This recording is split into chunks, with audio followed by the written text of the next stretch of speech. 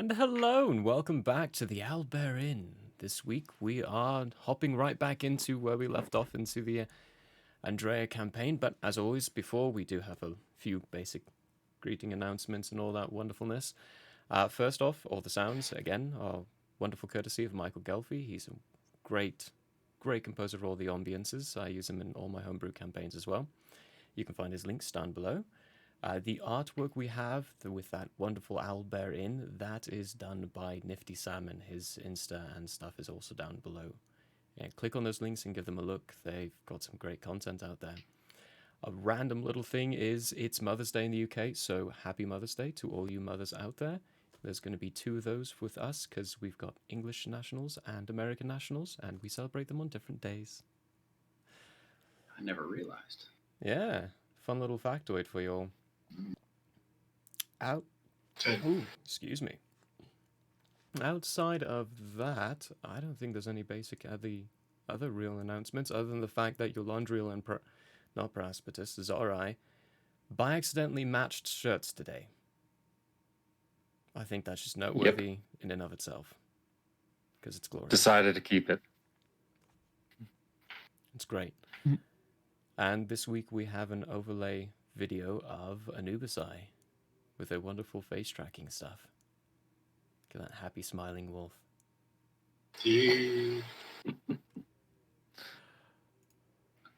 Perfect. I want him. Also one last little heads up warning. If we do randomly just cut out, or one of us randomly cuts out, the Midwest of the US is getting hammered by snow right now. There may be a random power outage at some point. We're going to go as long as we can and hope that doesn't happen. It has already happened to Praspitus's location once, but hopefully it doesn't happen again. It is still snowing out there too, so a little scary. We've got more than a foot. Yeah. We've gotten quite a bit. I've actually got 2 feet. There's one. There's the other one. I have 3. It's a weird mutation. You don't want to see it. I don't want to put my feet on the internet because I know the internet, so.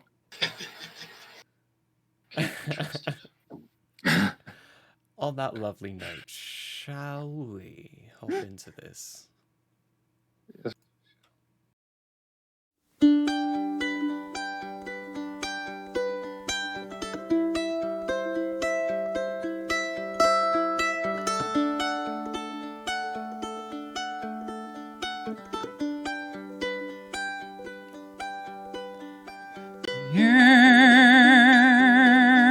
It is open, my friends.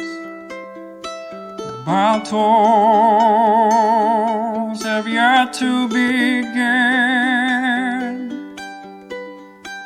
Laughter will be heard in gales and floods, if not at least there will be blood. The sorrow and loss may abound. We'll do our best to hold this hallowed ground.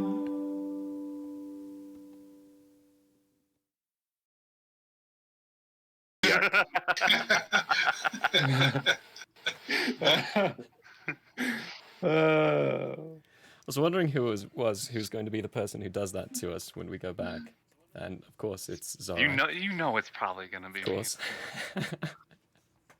Right, last time we left off, the adventurers all arrived in a strange place called Andrea. They learnt this through speaking to some of the locals. To their surprise, the people here also speak their common language, and from the sounds of it, it is also base similar languages, but with key differences enough to make the languages not fully understandable. They met with the Dockmaster Preb, who guided them and got them some guides to go to the Boar's Head Inn, where they can stay fairly safely. And during their time there, they met Hank, the brewmaster, very eccentric individual who got 2 of them fairly well drunk. Zorai went on an expedition of his own, succeeded in his, And while they were staying at the Boar's Head Inn, the chancellor of the location, being excited about new people, decided to pay them a visit. Went, met them, and decided that they were going to do a public announcement to the people, seeing as it is the start of high season. And that is almost where we left off, but they got into a bit of a scrap with some individuals that they did not recognize. When we did leave off, it was with the individuals finally retreating, pulling back, and leaving them with Brimlin Salt leaning against the wall with a second arrow in him, having just finished this little combat. We will hop into I also it believe at I that point.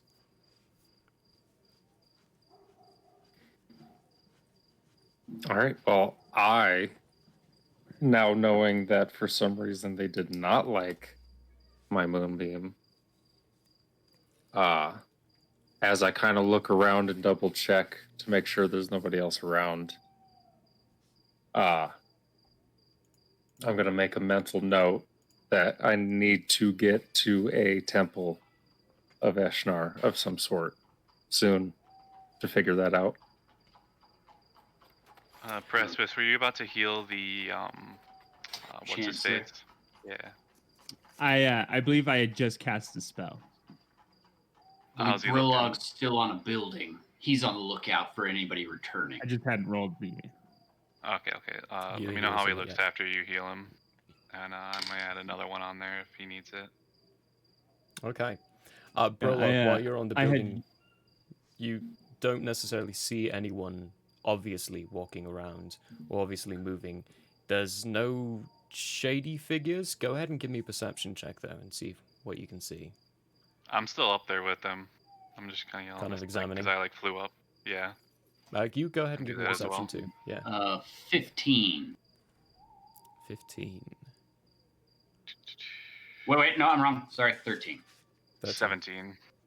13 and 17. Yeah, Brolog, what you see is what I've already described. Zorai. I'll get the names right eventually. Mm-hmm. You also... Like a mother with too many kids. Yeah, too many kids. You see the same thing, essentially, just the very few people walking around where you're at, but on some streets around, seeing as you can fly a little higher and you can see a bit more of the view, some other streets around are busier. It looks like there are some obstacles in certain areas that were put there to divert traffic from this area. Okay, like the carts. Hey guys, those carts we saw earlier, they look like they were intentional to keep people away and kind of get us in a specific area. Right? Yeah. It was an ambush. Exactly. I don't think they were expecting us to be here. When I you don't think say they like that, us being here. when you say that, Yolandriel, I'm having to look at the overlay to get the names right. Good grief. When you say that, Yolandriel, you immediately notice the fact that the Special Officer Lauf, she is walking directly at you. Pulls out a finger, a long pointy finger, and says, "You, how is it you can do that?" Okay, I'm going to look at her and I'm just going to say, well, I'm a cleric of Twilight. That doesn't matter. That effect, specifically, how is it you did that? Okay, I'm just going to be like, I don't know. Brimlin Soth, who's currently leaning against the ground with this arrow that's being pushed out from your heel, which did how much? 8 points of healing. 8 points of healing. Okay. This arrow gets pushed out after you heal and it falls to the ground. He's looking at it, feeling the two areas where he was hit. And like, yes, I must agree with Special Officer Lauf. You've all got some rather incredible abilities. How is it you're all doing this? I've never had someone able to heal me like this before, and honestly, I've never seen whatever that was, those mythical powers. You mean magic? Magic. Oh, no, dear. I don't mean magic. We have something like that inside the artifacts that we find. But being able to do it without the artifact, that's different. We don't fully have that either. Ted, is this just a superficial heal? It still hurts. Does it still it- hurt?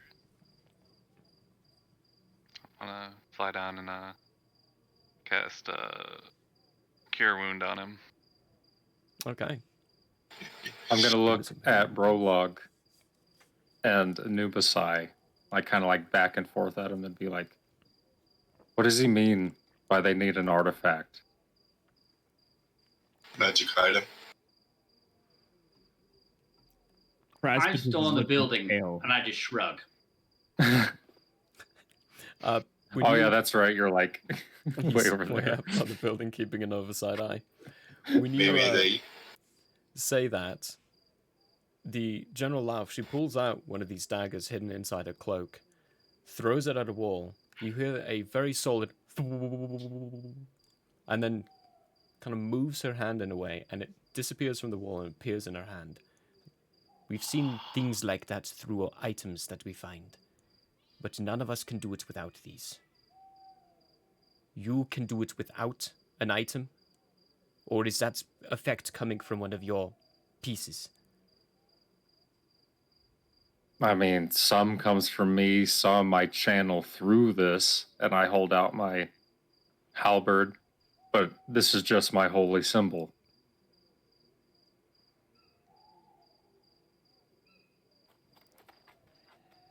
I don't much like it, Chancellor. It's Sorry, fine. neither- They're from Neither do I, General. different places, and she's not a general. She's a special officer. Alright, Lauf. Kale's Neither do the I. general. We're on the same page there. It's like, don't touch me, boy. Very well. Okay. The Precipice Chancellor is is going to fine. also lean against the wall next to the Chancellor. He's going to look at you and go, that was a bit of a scrap. You came in handy. Thank you. You're very welcome as long as you're all right. I think so. Can I we think I'm fine. move? That's probably a Yeah. good idea. Yes, we should probably move. There you secure, General Kale says as he turns around the corner. The bugger's blasted off quickly. I think it's just another one of Wasn't the it training secure rights. before? No, never is. We should get to How the can it building, be though. secure now? Not always the cynic. That's perfectly fine, though. It makes sense. Let's get up and get moving. She's right. Anubis right. We need to get out of here.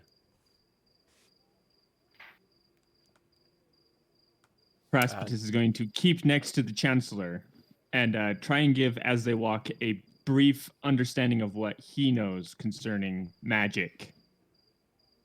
The Chancellor knows a little more. Burlock will follow along on top of the buildings as best as he can.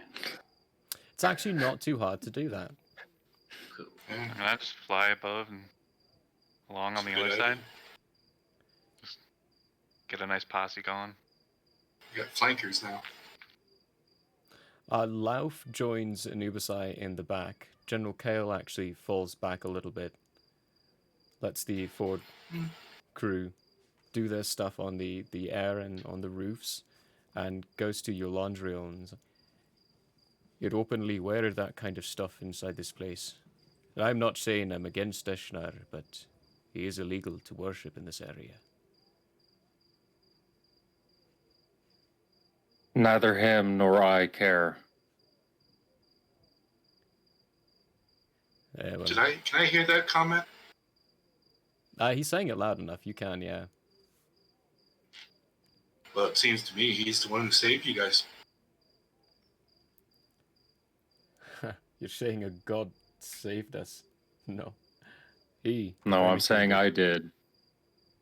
Yeah, he's no god. By any. Through the powers granted to him by his god. It's a little bit more complicated than that, but yeah. To be frank, I fully don't understand entirely what that means. I mean, powers granted to you. The only powers I have are from the equipment that I use. Are you saying just that think if of it like we his are God going to have... gave him. You are in the air, actually. You cannot hear this conversation. Yeah, you cannot Okay. hear. You I got cannot. good hearing. Fine. Are Steve you out saying... Are you saying that that we are godless? That we're not gifted or followed? Or have any gods that are with us? Because we don't have any of these powers. Either that or your land's been disconnected from their power in some way. And it's been so long that you don't really even realize it. How would you mean disconnected? I don't know. I don't have the full information yet. I don't even know if you're disconnected. Just forgot how to do it. It's harder to do here, is it? The what? Magic isn't harder to do in these lands, is it? They don't do magic themselves. When you cast the magic through your hands, it didn't feel any harder to do. It didn't feel like it was being pushed against in any way. It felt normal. So they're not forcibly stopped from using magic, as far as I can tell. I just Burlock don't know how. stops crying softly to himself on the rooftop.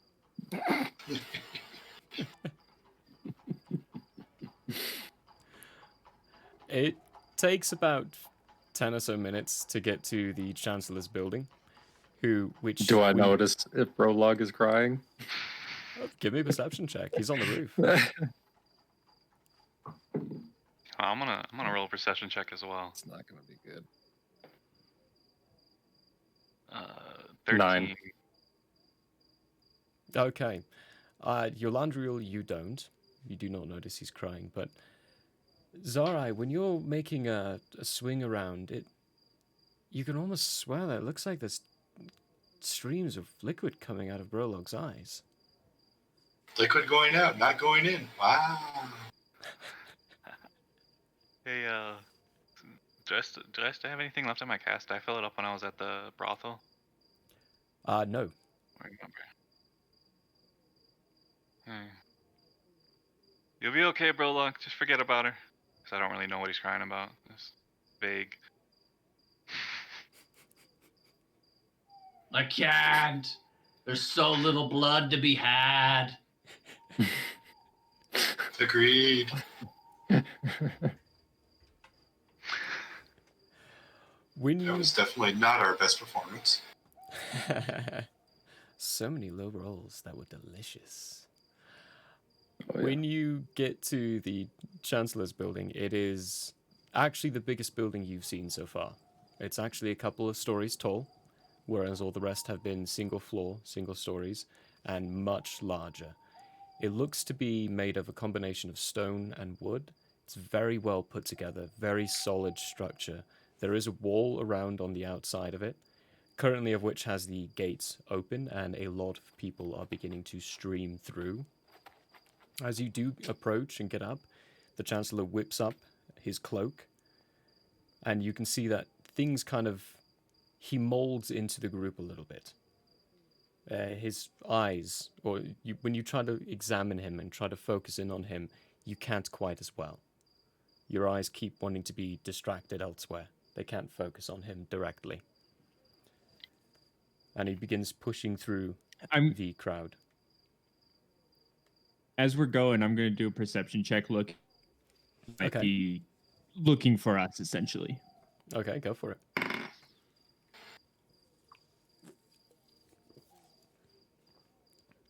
15.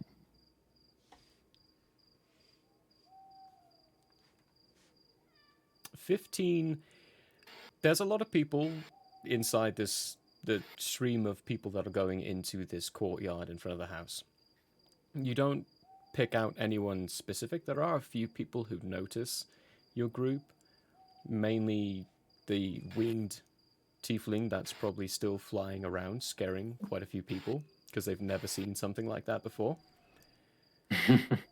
And the armored individual who's in the back of the group, but it's walking next to Special Officer Lauf, who's a recognized figure, so they quickly stop paying attention to it. It's like, all right, that's well in hand. And when they see General Kale as well, your group is generally ignored with the specific individuals. You do eventually get to the front gate, which is opened for you all to enter in, and inside this building is cramped.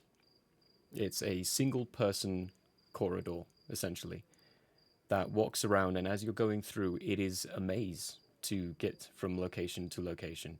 You now understand why the building is big. The inside is just sporadic all over the place.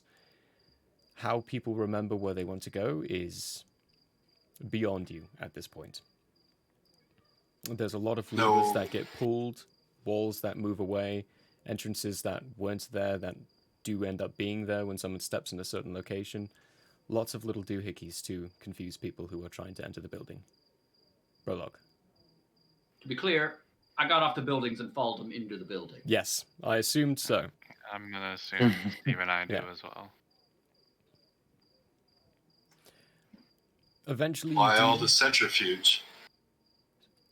Oh, well, the centrifuge, it's for in case we do get invaded. Our enemies and the neighbors, they wear very large armor like yourself, and it makes it very difficult for them to get through. If we can narrow them into a single corridor, well, we have the upper hand in that point. Most of our buildings are designed this way, actually.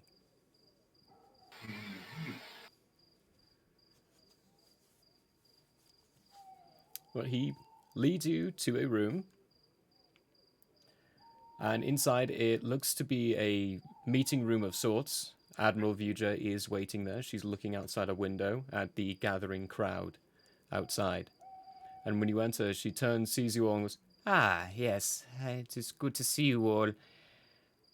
Are you all right?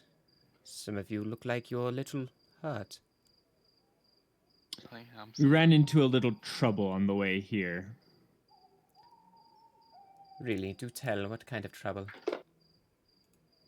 Prospertus gives her a description of the individuals that attacked them and what transpired. Prologue ignores her. Same. I'm looking interested in her. Incredible, huh? It's good. Well, it's terribly impolite of me. I am Admiral Vuja of the Growlior, and you all are... Oh yes, I am Chancellor Brimlin Soth. This is General Kale and Special Officer Lauf. Pleasure to meet you. I understand you were the one who brought them all here for us. And yes, we did bring them here. I will be the one who will be doing the negotiations, of course. They are here to explore the lands and see what they can learn. Oh, that's very nice, very good. If you'll excuse me for a moment, I do have to get ready and change my garbs for the announcements. You will be joining me for that, yes? She's going to be outside on this balcony here. Of course, I will. Oh, fantastic. Oh, and one little question. I didn't say anything about it while we were walking here because I figured, well, it's nighttime. No one's really going to notice you. But if you could stop flying around in the city, that would be fantastic. None of our races can fly.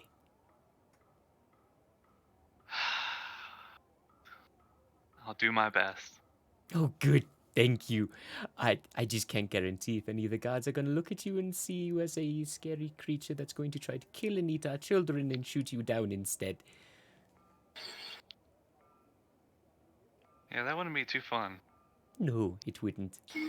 Anyway, I will leave you in the capable hands of General Kale and my special officer and be back in just a moment.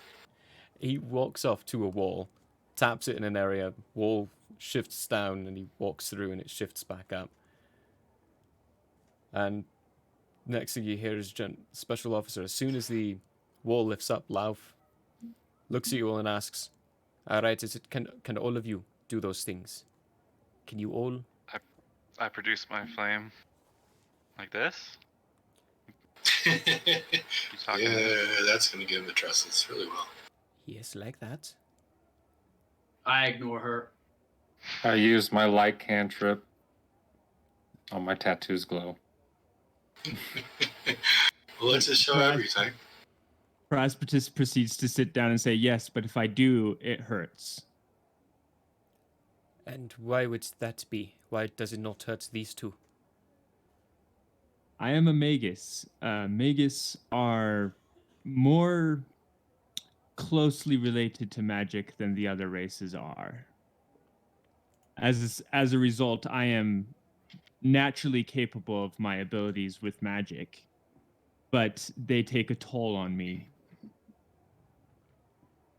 Ah. And that is a I bit just of a use a sword. sword and no magic from you, and how about you? She says, looking at Brolog. Brolog ignores her.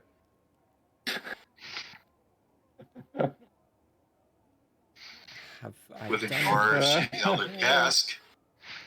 have I done anything to offend him? Nah, don't worry about it. No, That's just prologue. I don't think so. Well, very You learn to well. love it. Does he also do the same things as you three? Nah, don't worry about it. Well, it As is far as actually I my can tell, worry, so I Brolog- need to make sure. Can he do the same things I as give the her. three of you? I give her one of these. And then I go back to. Prosperous, from his seat, looks at her and goes, as far as I can tell, no, Brolog does not. Very well. Unless you count drinking. Well, I do not count drinking, but there will be plenty of that tonight. Look, I need to know as much as Whoa. I can about your group before I allow you to roam around and amongst our people freely. Brimlin Soth is very trusting of individuals. However, given what you can do and who you are, I do not trust you. So, You don't Why trust should many I? people, do you? nah, she doesn't. It's her job not to. She doesn't like people. Shut up, General. She doesn't trust me either, and I'm the General of the armies. Right. Well, why should I trust you? Why should I let you in and around the Chancellor? Well, for one, we're strangers to this land, so should we do something foolish, we would just be shooting ourselves in the foot. It would be idiotic of us to make enemies upon arrival. And for two, trust isn't something we can just tell you can do for us. We have to earn that with you. But I can give you my word, and as my word will carry, that I and anyone who works for me will not do anything to give you reason not to trust us.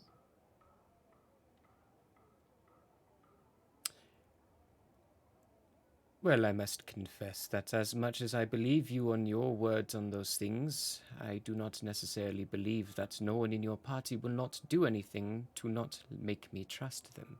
She says this giving a Zorai specific look, and then Brolog a specific look too.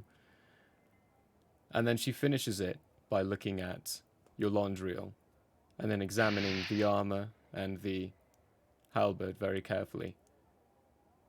Brolog, of course, ignores her looks. I'm gonna say, Never. listen. I'm not gonna go out of my way to cause trouble, but I will protect myself.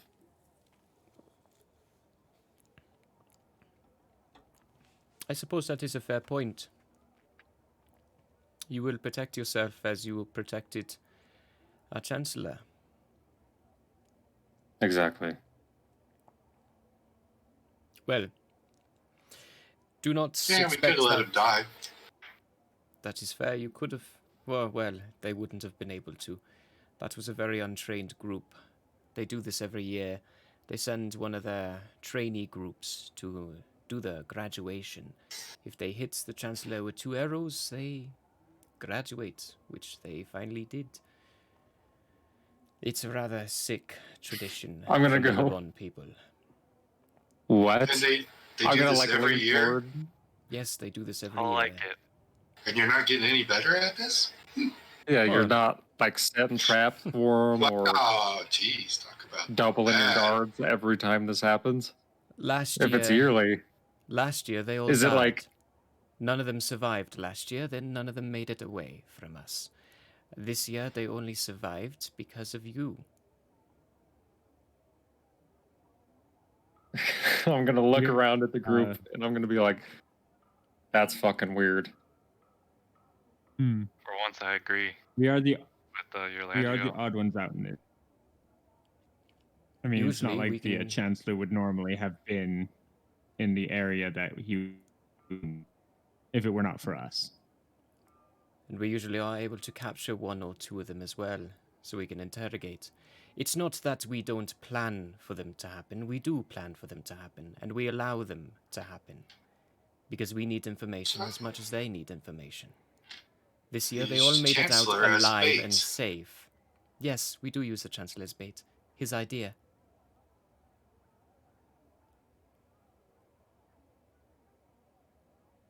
That actually makes sense.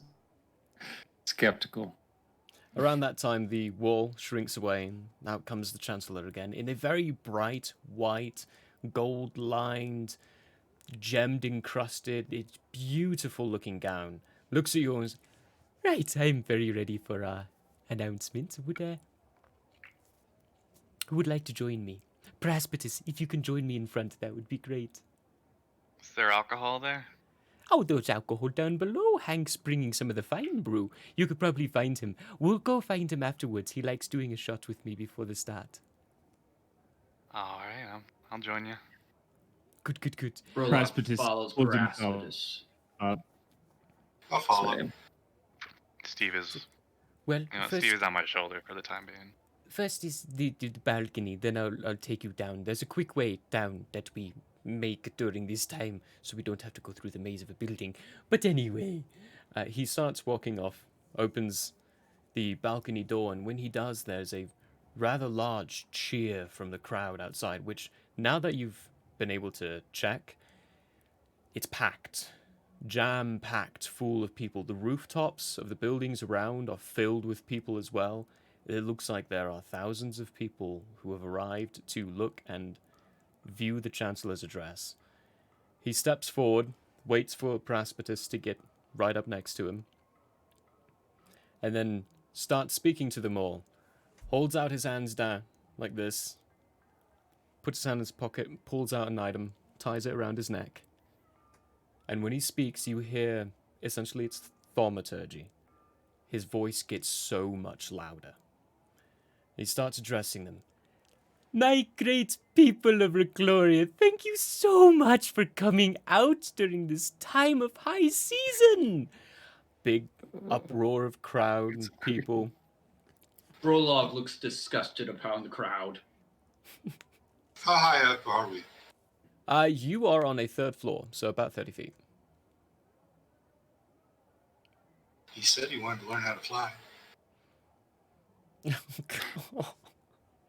He continues addressing the people, speaking about the bountiful wealths and the bounties that came through. The moment that you probably pay attention the most is when he starts talking about the joys of the time, but also the dangers of the time. That when they're on travels, everyone should make sure they're double careful due to the activities of the animals, and the high season tends to bring out the worst of all creatures who have no general conscience, and that the travel in between could be more populated by these animals, so always make sure you bring bodyguards and other people to make sure that no caravan is out without weapons or supplies for that kind of encounter. And then he finally gets to a point of, "Now, today, unfortunately, while I was on my way here, we were attacked by the yearly attack of the assassins, but don't worry, we were planned and always ready as always this time. This time round, we had our new friends from Quayla here to help us with this encounter. Together we fought them off. They had to run away. But don't worry, we've got people looking for them. They should be acquired for very quickly and very soon here. But if you would all join me in applauding our new allies from Quayla, everyone I step to starts the very front. clapping. Step right to the You- front. Just General Kale stops you before you can and is like, no, boy. Only the leaders are allowed in the front. If you get to the front, he might get upset.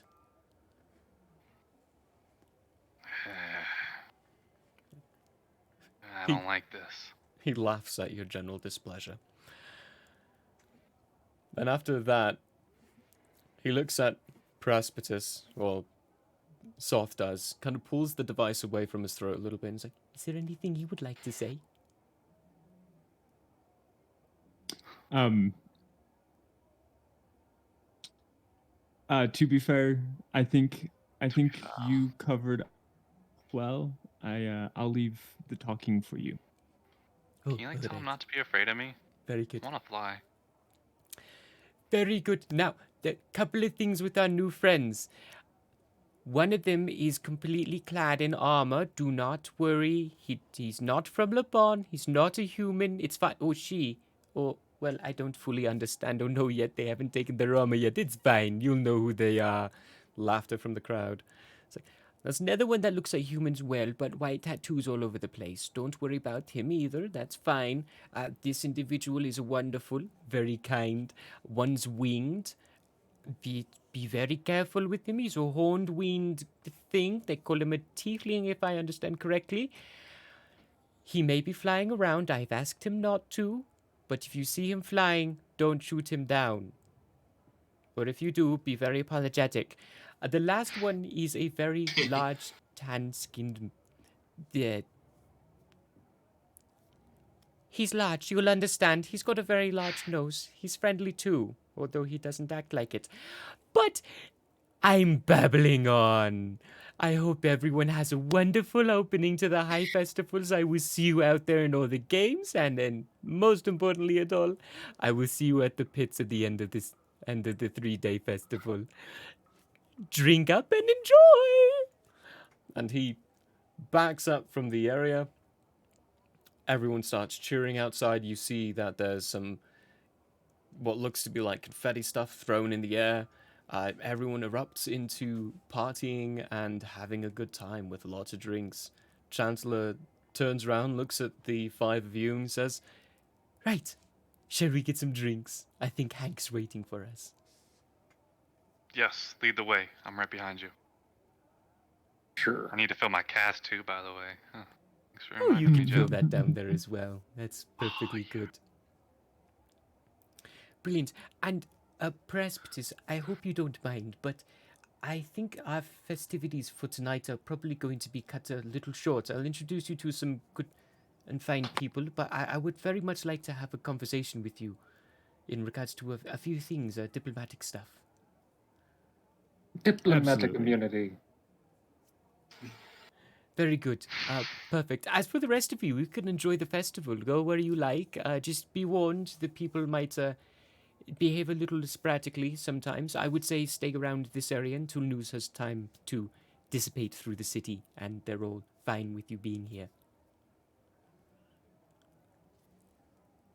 You said you And do you your spoke best to of, stay out of trouble. You spoke of doing a shot with Hank of Yes, he's that downstairs. special brew. Yeah. You coming? We going? That where we going? Yes, we're going. I'm just giving you a general idea of what's going to be happening in the next few days. There's lots of games too. You can go about the games, little buy-ins and stuff. Here, we'll walk and talk. He tells you all about the festivities and all the games through the certain areas. The town is very large. It's divided into different kinds of games in different areas. So if you go to the north, there might be some hurdling pits, and every single day the games, like, they switch up their locations to give people in different areas of the town better chance to kind of take up that part or partake in those festivities. As he guides you down, there is a series of barrels all lined up, with Hank there smiling and beaming at everyone who's walking up. He's taking the fine drink, putting it on counters and hollering to people. Some people are offering out money, and he's like, nah, he's waving them away on the money this time round. When the Chancellor gets up, He looks at him and goes, "Hey, there's the man who's paying the bills for the day. How you doing, Chancellor? Sorry about that little scrap. I didn't want to hear anything bad today, and that's really disheartening, man." "Oh, well, it was a little bit, but thankfully our new friends helped us out quite a lot. Do you have some shots for us, and are you joining us as always?" "Of course, man. Let me just pour these out for you." Hank, what's up? "Oh, hey, horny dude. What up?" Yeah. I got my fix. I'm good. "Okay, well, I mean, I'm talking about your horns, but sure. We can go that route too. I'm okay with that." Oh, you got me there. I haven't had anything to drink yet. No, in this one. Let's try that one. He pours out some shots, gives them to you all. Whoever doesn't want to take a shot, you can leave it on the counter area. Brolog does not take a shot. Stays Neither next to do I. Persepolis. Persepolis. Persepolis. That's what we should do. We should just constantly say his name wrong. Like, and get more and more ridiculous with it as we go. Persepolis. That was my plan. Wait, am I the only one drinking? I'm the only one drinking, aren't I? It turns out that you may very well be the only one Only drinking one at the drinking, moment. Because Parapetous does not actually pick up a shot either, due to not feeling too well at the moment from all that healing he just did. Well, I magic he pick up just my did. shot and I give it to Zorai. I pour it in my flask. I take all the shots that they're not drinking. I pour it in my flask. Fill that boy up. Hank looks and Ish. sees what you're doing, goes, "Oh man. Yeah, hey, if you're gonna do that, man, stay in the area. I want to make sure I can keep an eye on you. I don't... Just this is gonna be backup. This is backup. Yeah, I'm it's just doing the one backup, shot. but that much will really, really put you on the ground and could kill you. So be very Oh, I careful. Stay in this area so I can keep an eye. Just for my sake, man, okay? I don't want to be responsible for any of your stupidity. Oh, and also, those things, you know how you fly? Don't drink and drive, man." Oh, Alright, I well, just throw a shot yeah. into the conversation. He takes his shot. Brimlin takes his and goes, "Whew, it's always very nice doing that. Right, Praspitus, there's a few officials here in the square that I would like you to meet. As for the rest of you, have fun." And he starts wandering off. With Special Officer Lauf, you see, she wanders off with him. But General Kale, he stays, looks at you, Brolog, and goes, "Right. I'm wrestling." As as I follow, Yeah, he's even doing it now. as I follow the Chancellor, I'm gonna make sure I give each of my companions a quick look, and a thumbs up, and then when I do that to Zara, I'm gonna be like, stay good, don't fly, Stay golden. Anyway. and keep an eye on Brolog, and then I'm gonna follow. I got you. It's Brolog, in response to General Kale, says, "On the job," follows Paraspidus. I go. Arm wrestle this guy. Oh, well, not here. follow. We've got to go this way. There's an arm wrestling I table right awkwardly around the corner. stand back up from where I was just, and I put my arm down and I'm It's like, I appreciate Okay. the enthusiasm, though. I really do. Let's go around the corner here and see who's competing. We might be able to make some coin with this. okay. I am unconcerned with the coin. I am concerned with the glory, I think to myself. I hear the word coin, and I'm like, my ears perk up. I'm like, all right, I can get in on some of this. Hey, Hank, can I grab a beer to go? It's like, oh yeah, go watch man. these guys. Here. You don't have to bring the tankard back. You can just leave it wherever you end up dropping it. We pick up and take care and clean up afterwards. It's 3 days of festivities and 4 days of cleaning up. It's great. I think to myself, huh, I just got a free tankard. But he, Meanwhile, they track you down. Praspitus, I'm gonna get back to you later. I'm gonna take care of these 4. He takes you 4. And Three. you said you were 3. I'm Yeah, following Prapitus. Oh, you're following Okay, cool. And so is Brolog. Prologue is a 2. So it's, ironic enough, it's just your Landrill and I. Yep. Okay, shirt buddies.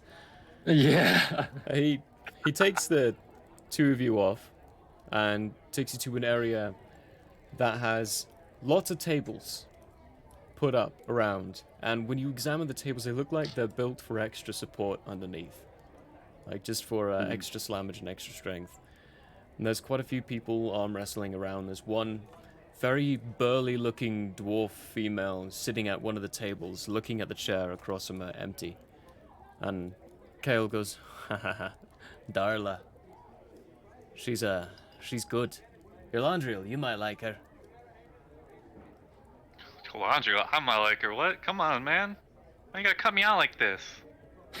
I heard you had a dragonborn. You're in for a different type. I'll show you who you might like I later. handled the I dragonborn. immediately, hearing this information, I go, huh?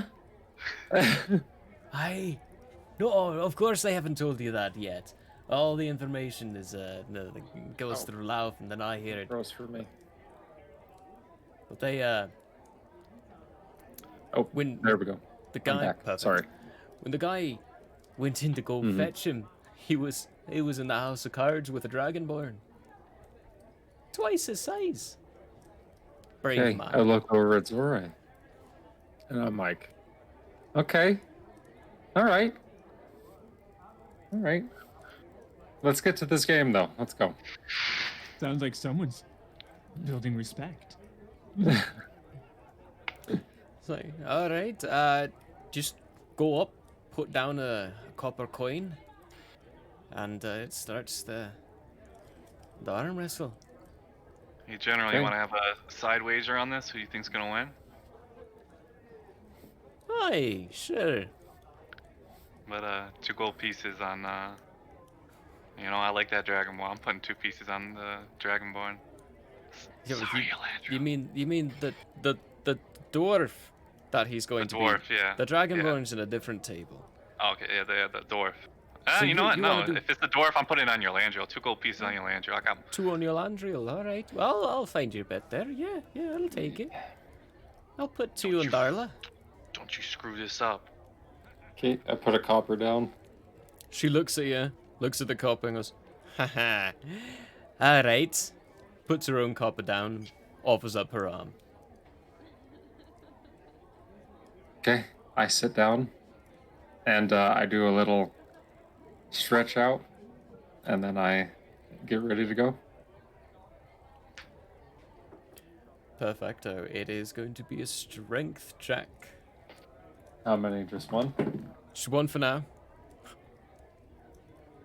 It's gonna be okay. 21.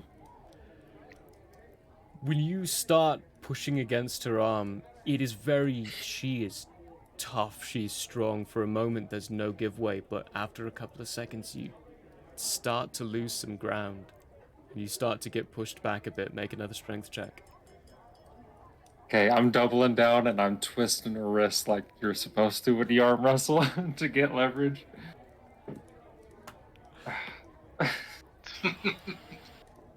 14. 14. You push Mark back, that gold off. and you manage to get it pushed back to that middle point area. Go ahead and give me another one. 16. You continue pushing back, making that ground. She's beginning to look and start huffing at your hands, like eyes go a little wide, and is like, all right, something strange here. So give me another one. 15. Yeah, 15.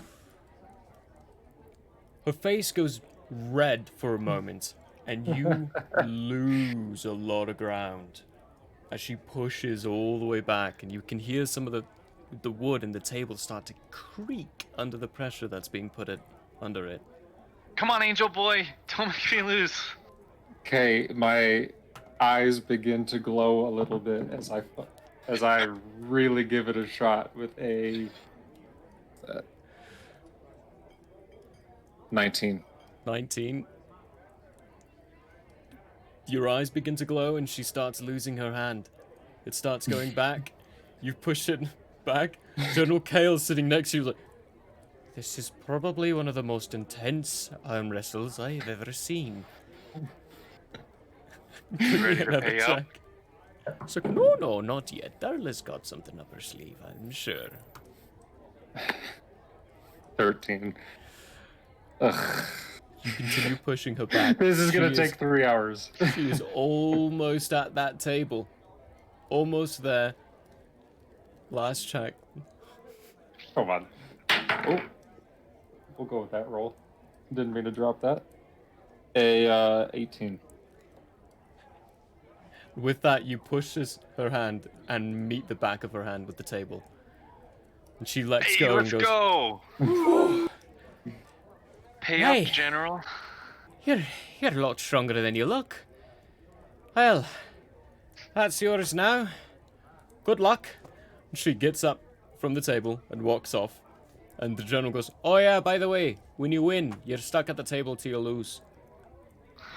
I'm like, good. This sounds like. And I'm like, I like set in. Set in. The general pulls out 2 gold from his coin purse, hands it to you. It's alright. It's like, alright. I really thought Darla was going to win that one. You know what? I kind of like the spot we're in. Do you want to just grab some chairs and watch his efforts? Want to grab a shot first? Make it a lot more fun.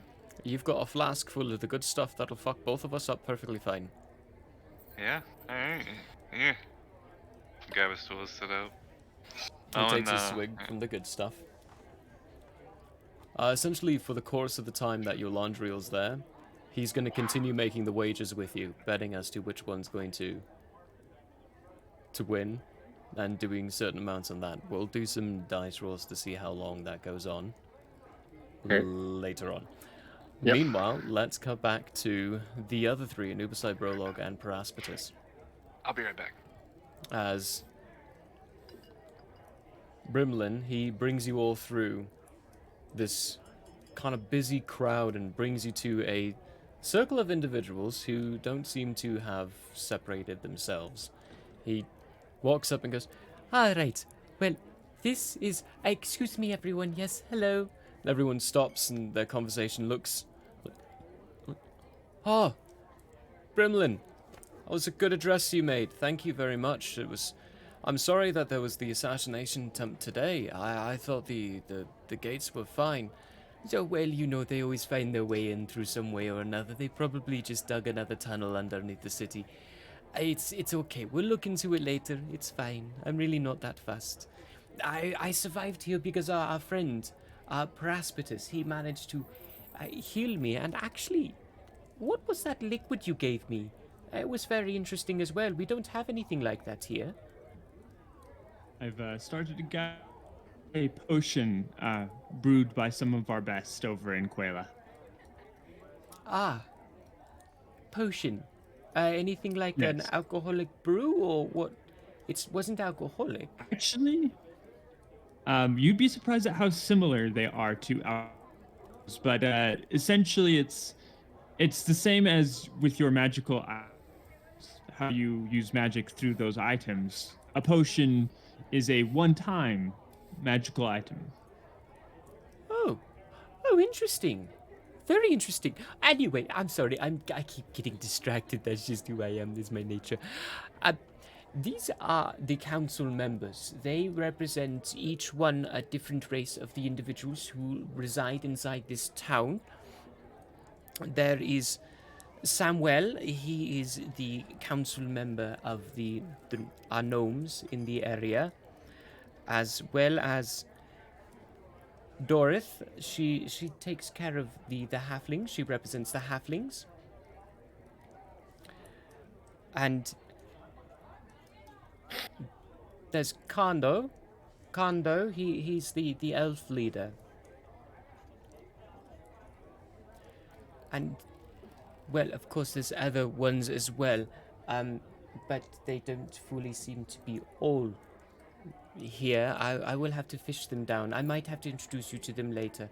But these three, they're the primary ones. They hold and do a lot inside the city, especially when I'm traveling about and don't have full time to maintain everything that's going on. Kondo, he takes care of all the trade and all the protection and city guards inside the place, make sure that our security is full and good and always on watch for any kind of attacks of any kind. And Dorith, she manages the creation of our weapons and such for the military forces. And then Samuel handles a lot of the training, actually, along with Legon. Legon's the dwarf leader. He works a lot with Samuel with the training of individuals. Each individual here in each citizen is required to go through a certain amount of military training. We've been at war for so long, it makes it better and easier for us to have the civilians as a bit of a militia. They can choose to stay in the military if they like, but they don't have to. I'll leave yourselves to introduce yourselves to them.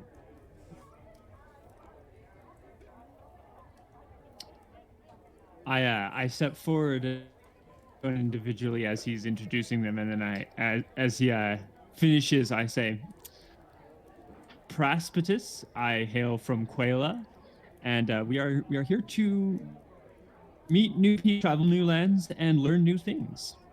It is a pleasure to meet you all. And I step back and I gesture over to the suit of armor. Please do not be alarmed by their appearance. They are not from LeBron. And gesture over to Leban. I'll gesture over to I'll say, and this is Brolog, also from over where in, and both of them, along with two others who are enjoying the festivities, are acting as my, well, Brolog is contracted as my bodyguard. Anubisai is traveling with us at the moment. The elf steps forward, offers out his hand to shake, and begins to speak. He's like, as my chancellor here was friendly enough to introduce myself to you. I'm Kondo. It's a pleasure to meet you all. If you should have any questions or inquiries at all, by all means, let us know. Praspetus shakes his hand, a little weak, shakes his hand nonetheless. Is he offering his hand to Brolog? He will, yes. Okay.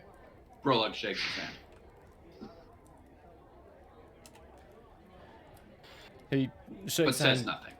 goes to Anubisai as well and offers his hand to you. I'll shake it. He takes a good hard look of all of you. When you're shaking hands, he examines up and down each one of you, notes specific things, then walks back. The small gnome Dorith, halfling, Dorith, she looks and goes, well, we represent a lot of the different kinds of races and such, but the other ones, they're all about doing other things in different areas. We separated this time of season to take on the different parts and have representation of the council in different spots. We thought it would be a good idea for the people, but the other ones should be here in other days if you want to meet them too.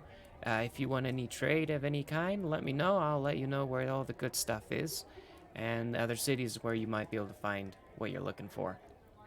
But not right now. Where's Admiral Ryuja?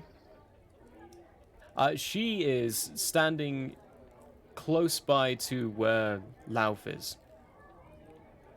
They're both kind of just standing next to each other. Occasionally you can see them look at each other, and then look apart, and then look at each other again, and then look apart.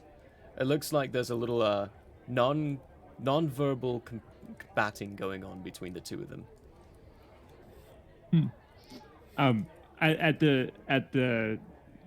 At Dorothy's comment concerning trade, I'm going to glance back at Admiral Vuja and give her a good nod.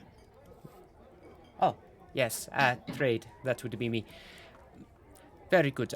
Dorothy, I do believe you're the one I should be speaking with then. Shall we? We can grab a drink and discuss. Ah, right, yeah, sure. Let's do that. Samuel, you might be curious as well. I don't know, do you guys have weapons to trade? Well, we have certain kinds of weapons, so we might be able to discuss something of that kind. Of course, they start wandering off as she's continuing her sentence and their conversation, and you lose track of what they talk about as they wander away. Leaves Kondo and Brimlin. Kondo looks at you. Well, if anyone would like to join me for a drink, I'll be over there. Kind of looks around hopelessly and walks off. Right. Well, now that they're nice and well introduced to each other, Praspetus, would you mind having that conversation? Absolutely. Very good. We'll head inside. There's no need for your bodyguards to come with us. They can enjoy their evening. Brolog follows. I won't be having Lauf with me either. I'm gonna turn to Brolog. I'm gonna be like, if you'd like to, you can keep up. Otherwise, you're free to go. Find out what's going on if you'd like. Brolog follows. Good. And I turn to Anubis and I go, and obviously same for you.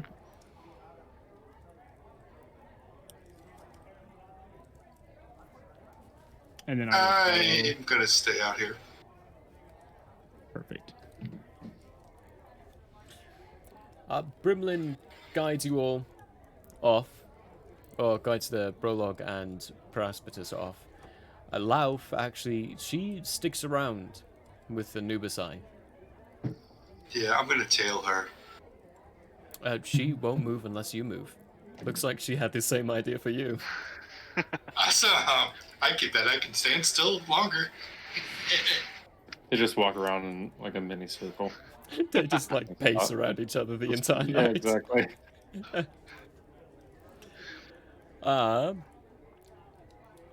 Eulandriel, give me 3 random strength checks. I'm just gonna keep betting 2 gold on each. 2 gold in each.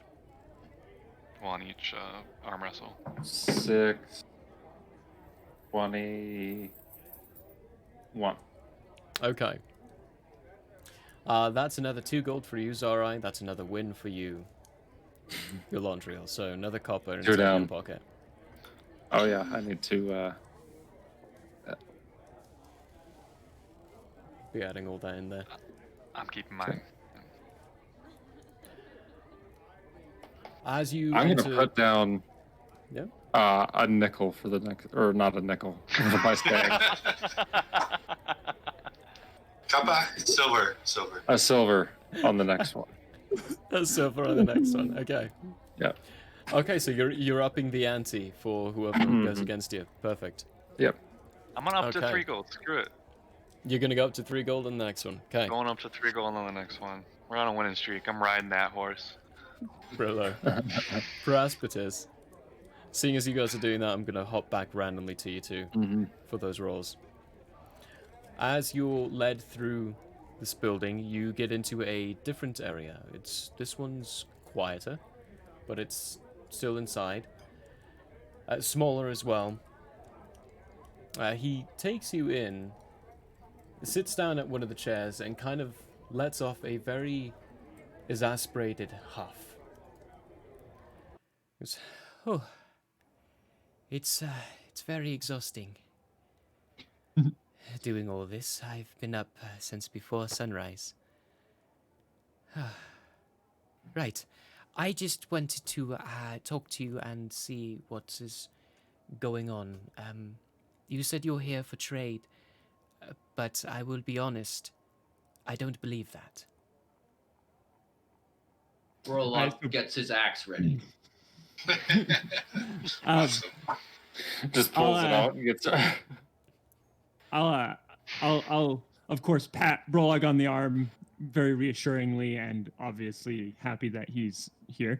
I'm gonna also exhaustedly sit next to the chancellor and look at him and go, how much can you tell me about the north of this land? The north, it depends. The north is split in two. Well, actually, let me. He leans back, looks around. Prologue, inside the shelf behind you, there should be a rolled up scroll. Would you be kind enough to fetch that for me? Warlock shakes his head. Right, well, would you care to tell him to fetch it? Because apparently he only listens to you. I'll turn to Brolog and ask, would you do me the honor of grabbing that scroll he just asked for? Of course. I grab the scroll. Good Thank you. dog. It's like, oh, good. Right. He takes the scroll and unravels it. And in front of you, you see a map of the location. A map. And he points Have a and map. says, Right, well, currently we are in the city of Danira, right here. If you want to know about the north, we have our northern city of Portial. There's the Vicia, that's a very small port city. It really depends. What kind of north are you looking for?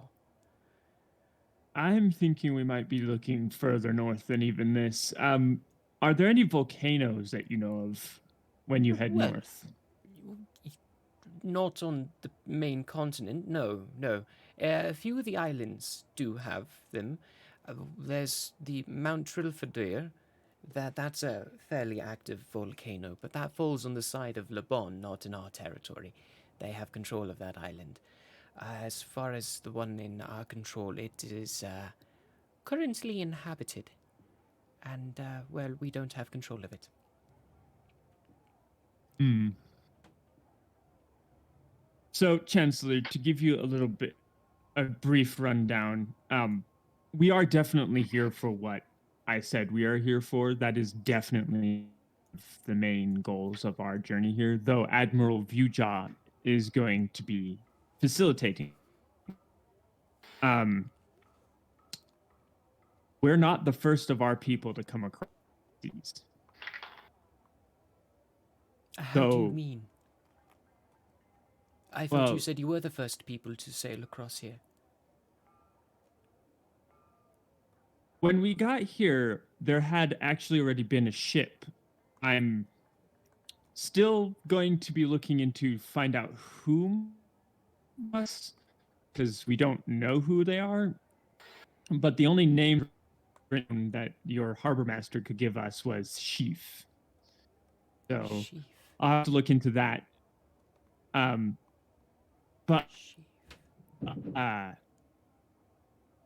I have a good dear old went missing recently, and we believe that she may have come across here. Actually, the main reason why I'm here.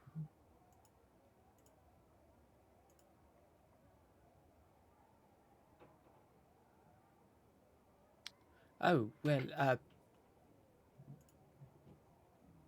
oh dear. I Yeah. just noticed the overlay. Wow, that is awful. I'm switching back. Yeah. Awkward. The funds of technology, right? You have to reset it every single time. It's great. I also changed it from last week, so also. Yeah, partially why. yeah. That's going to be partially why too.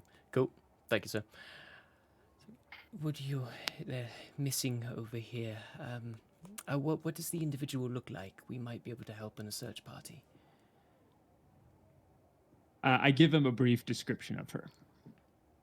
Okay. You note that he actually pulls out a piece of paper and starts writing these things down and taking note of everything that you say about the person. Brolog leans into Persephidus and whispers, "Is his response acceptable?" I nod and I say, I think especially for now, we should trust the Chancellor. And I'm speaking low. Okay. But Brolog to be able to steps trust back, the Chancellor. still in readiness. He puts down and mutters, "Sheaf." And this sheaf, did it mention who they were? Is this a bad person we should be keeping an eye out for, or is it all right? Like you didn't know they came from your land and came over here, so they're not sanctioned by your government of any kind. No, I'll be honest, Chancellor. I know nothing of Sheaf. I know anyone named Chief from across the sea. They're a complete unknown to me. They are a concern to me. Right. That's interesting. Okay, I'll see. I'll ask around and see if there's anyone who noticed Sheaf inside the area at all. But I have another question that's a bit more pressing on my mind. What Leif told you was not entirely correct. There are a few of us who can do what you all do.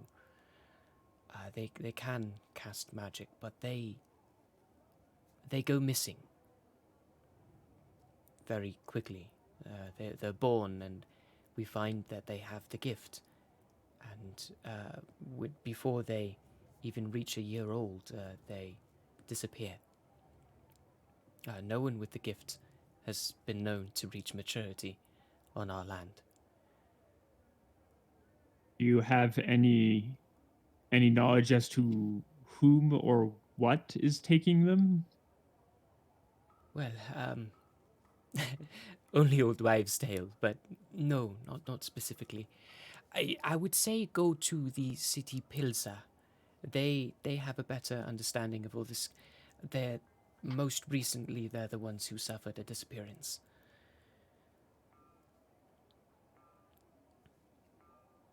What was the name of that city again? Pilsa. I will type it out in Roll20 for you.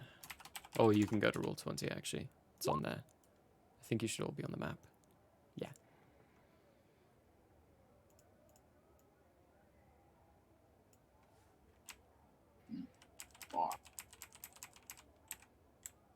That is not the right direction. I like how we all pressed it. Okay. All right, so that is why you're not having anyone who can use magic. That actually makes sense. Has anyone ever avoided getting disappeared like this that you know of? No, not that I know of.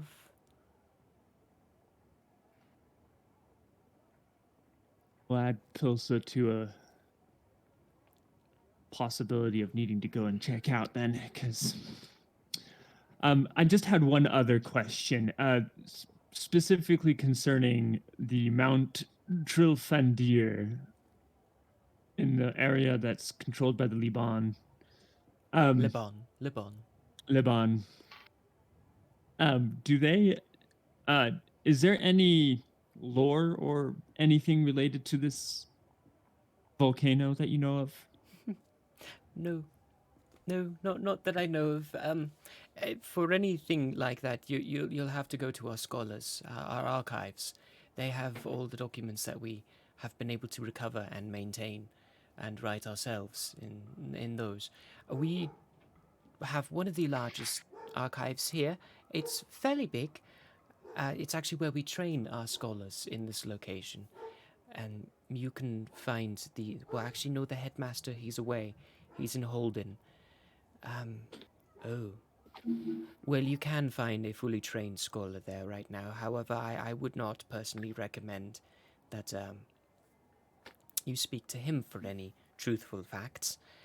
There is a human scholar here on a work leave of kinds who has been here to study a few documents in regards to high season.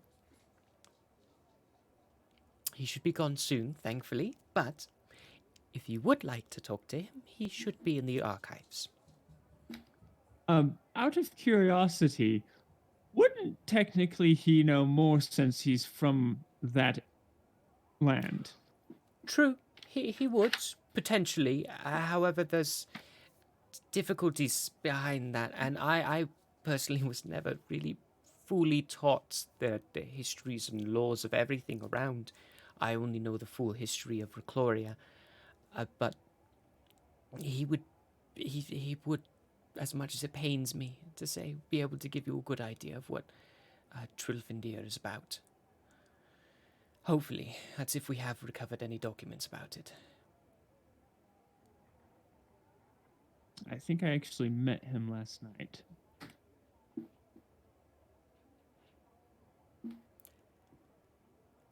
All right, Chancellor, thank you very much. Is there anything else you needed me to give you information on before we continue? What are your plans? Are you planning on staying here for the full festival, or are you planning on going out? I think it would be wrong if I didn't give my people at least the ability to learn a little more of your culture. Maybe even looks over at Brolog. Maybe even fight in the pits on the third day. That sounds like something we would enjoy. It is quite enjoyable, the pits are. I really do enjoy watching those. General Kale's the running champion of it all, and he's incredible out there. Absolutely, of course. There is one thing I would like to show you, and it pertains to high season in and of itself.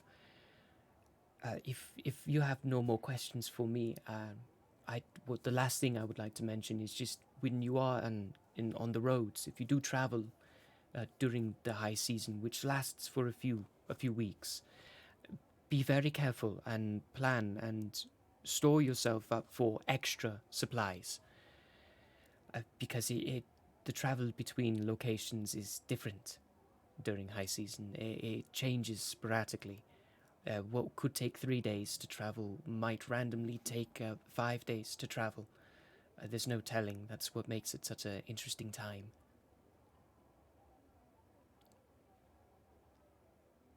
Excellent. Thank you, sir. Perfect. We now, will do exactly that. One quick thing that I'd like to show you. It's actually what signifies the start of high season for us. Excellent. It's just over here. And he walks out, opens up the balcony, and looks at the two of you and says, "Hey, come. You're going to have to get a very specific angle to see it." Prospectus will follow.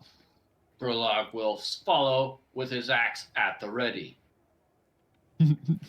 He gets close to you, Prospectus, points out his finger over the treetops, over the building tops, off into the ocean area, and is like, "And just about now." And when you do, you notice, for the first time now that you've been here, there are only 2 moons in the sky.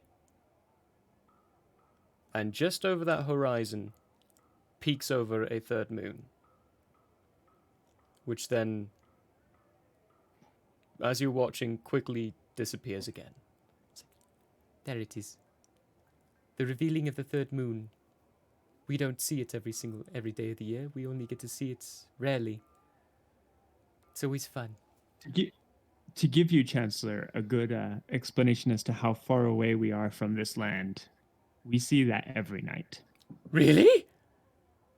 Yes. Oh my. Do you have any drawings, anything? And he kind of goes off on this whole excitement of learning about the fact that you see it all the time. He asks all these questions, like, how big is it? What are the phases of this moon? What does it look like? Is it normal shape like the other two? I slow him down. You will probably want to speak with Admiral Vuja, see if she has any more information on that. That's not Absolutely. my particular expertise. Absolutely. So you feel these effects every day of the year? I mean, I wouldn't say that it has the same effect on our land as it's been having on yours, but it's doesn't- potential. Doesn't elongate your days or shorten them or change them. I wouldn't say the moon's particularly responsible for that, but Unfortunately, our current theory was that it was. If it's not, then we might have to start doing our research on high season again. I would hold on that for the time being, simply because you never know. It could simply be because this land doesn't have consistent access to that moon as ours does. Well, either way, knowing that has changed so much for us. Thank you so much. You're very welcome. I'll let you go about your festivities. There are other things I have to attend to. I still cannot go out and partake in the festivities quite yet. Tomorrow I'll be able to more, but I have business to handle today. And apologies that you got wrapped up in that assault. I would much have rather you not have. I'm just glad I was there to assist you when you needed assistance, so. Well, I'm pleased you were there as well. Thank you. You're very Anyway, welcome. there should be a short entrance just right here, and it guides you down. We've taken the same path actually. I back up to this balcony, and back down again. Can you find your way out? Should be good. Okay, good. Do make sure he keeps his axe sheathed when he's out there. I would hate for some severing to happen. Of course. Good. He moves around and kind of gives Brolog a wide berth, facing him the whole time while scooting away and backing up a bit. He's like, and walks off. Your laundry will give me 3 strength checks. Oh, while he's doing Okay. that, I'm in mid conversation with the general. General Yeah, Kale? so my foot's totally stuck in there, right? I'm freaking out. The dog's having a seizure, and I still got half a pie left. Really? What happened next? How'd you do this? You don't even want to know. Well, actually, he does know. This was the last time in the conversation. That was the last time. It's like, God, that's incredible. Yeah. Okay, first roll was an 18. Okay. And then the second roll, as I roll this, my ears begin to burn because I know someone is talking about the moon. And I roll a nat 20. And then my third roll is a 6. 18, nat 26. So, when you finish this conversation, you start paying attention to his table again, just in time to see your Laundriel's hand get slammed against the table, having lost his first arm wrestle. Even with that nat 20 on that second one? They also got a nat 20. Ugh. Okay, well. Yeah, they Thanks rolled for well. talking about the moon, Precipice. They rolled well for theirs. This burly-looking gnome that you just lost to is sitting there and is like, ha. You see, that's how we do our side and our strength stuff. I have to lug around barrels twice the size of you. I'm just like, okay, pal. Good game. And then I stand up and I walk to Zorai. Landry, how and I could say, you were on we a need to streak. find the rest of the group. Kale's got his hand out for that 3 gold. I'm still up 1. Don't you forget. I won tonight, Oh. not you. I won't Not forget. you. I'll win that back later. That was good. You had a good run there. Okay, And, since my spidey senses are tingling, I'm gonna say we need to get back to the rest of the group. let me swing by Hank real quick. I need another drink. He should still be by the main area. If anyone stayed there, then that'll be where.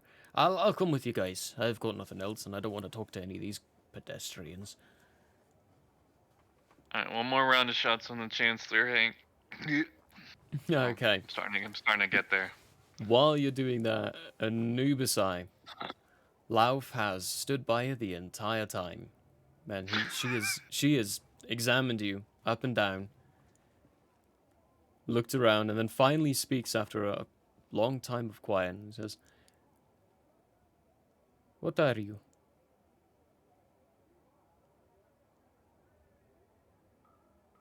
Oh, you're muted. Oops.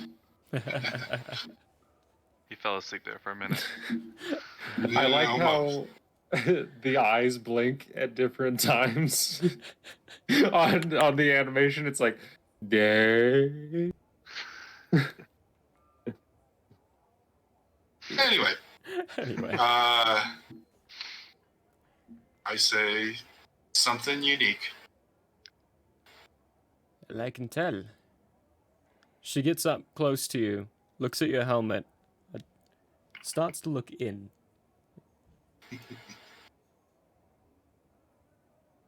That is very interesting. You appear to be an artifact itself, not manned by a single being inside, but you speak and have consciousness. You are a full being in and of yourself. Last time I checked. How is that the case?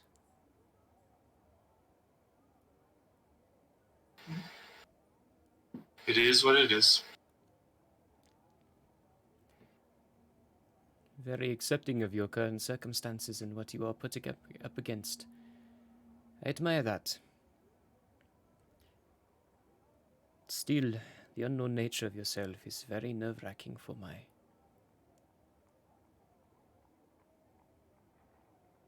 And what is it that you do here? Besides watch everybody, not trust everybody. Yeah, pretty much covers it. That is what I do. I watch people, I don't trust them.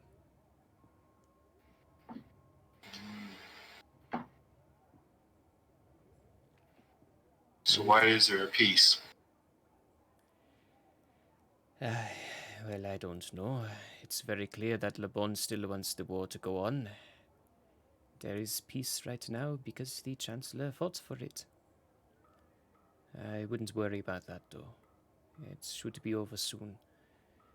Soth would like it to continue, but I don't think the King of Le Bon is going to agree. Not with... well, anyway.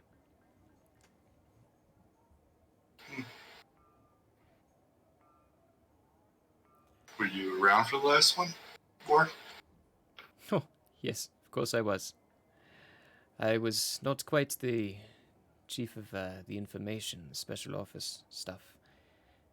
But I was around. I was here.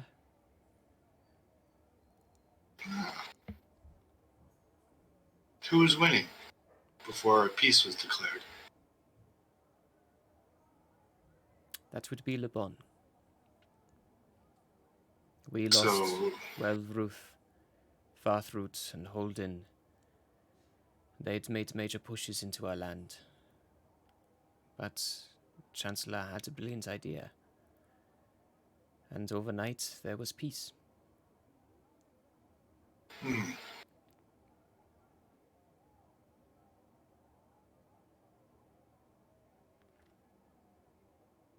How long has this conflict been going on?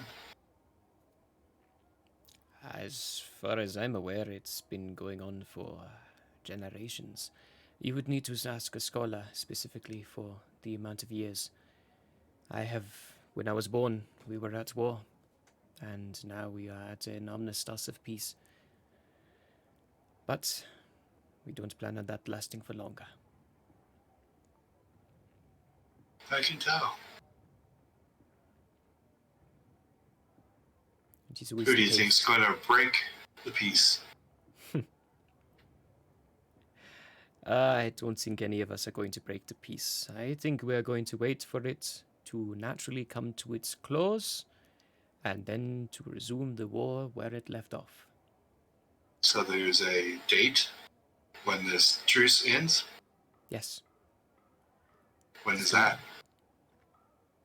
it is in about 4 months from now, actually. The Soth and the king are going to meet in the city of Nutra, a neutral city not under any of our control, and they will discuss what to do from there.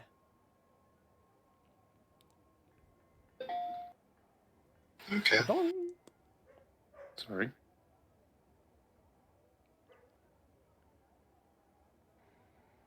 I'm done with questions unless she has any more. Why are you here? Got bored with where I was. Well said. So you just decided to travel? Yeah. Always looking for new places that have disagreements where I can put my skills to use. So you look for war then? Oh, yeah. You will have to tell General Kale about that. He may very well like to see how you fight in the pits. If you do, we may have work for you. I don't think they'd like to see me fight in the pits. And why is that? Unless, of course, they allow the fights to go to the death. Oh, in that case you are right. They would not allow you to fight in the pits. Nothing to the death. Yeah. That's why I look for war. Well, hopefully the war does not start up again. Well, even though I do believe and know that it will start again. But all the same, maybe we'll have you on our side. Never know.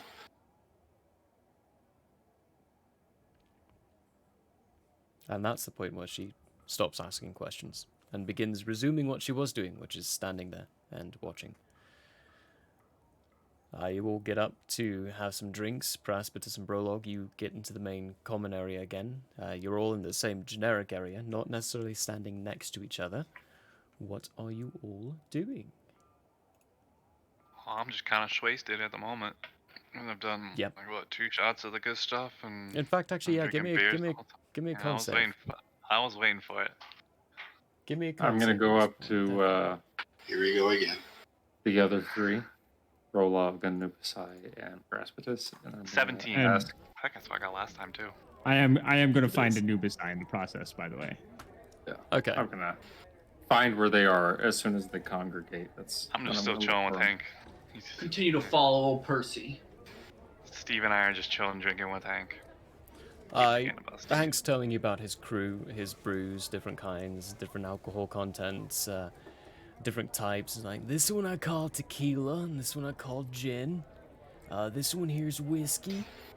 This is, of course, my special concoction and brew that really gets you on your butt in no time flat. You succeeded on your con save. But the other 4, Called you Night all Train. you all meet up again. And Lauf looks at you all and... I presume you had a good conversation with the Chancellor. Indeed. We did indeed. Good. I trust nothing too unfortunate has happened out here yet. No, not yet.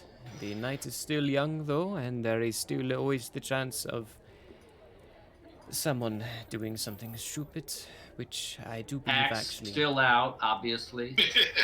So you will want to make sure he puts his axe away. If he keeps that out, I'm going to have him arrested. I turn to Brolog. You might want Entertainment. to put that up for the time being. I don't think we'll need it while we're in the general vicinity, but don't put it away. Just put it back in its sheath for the time being.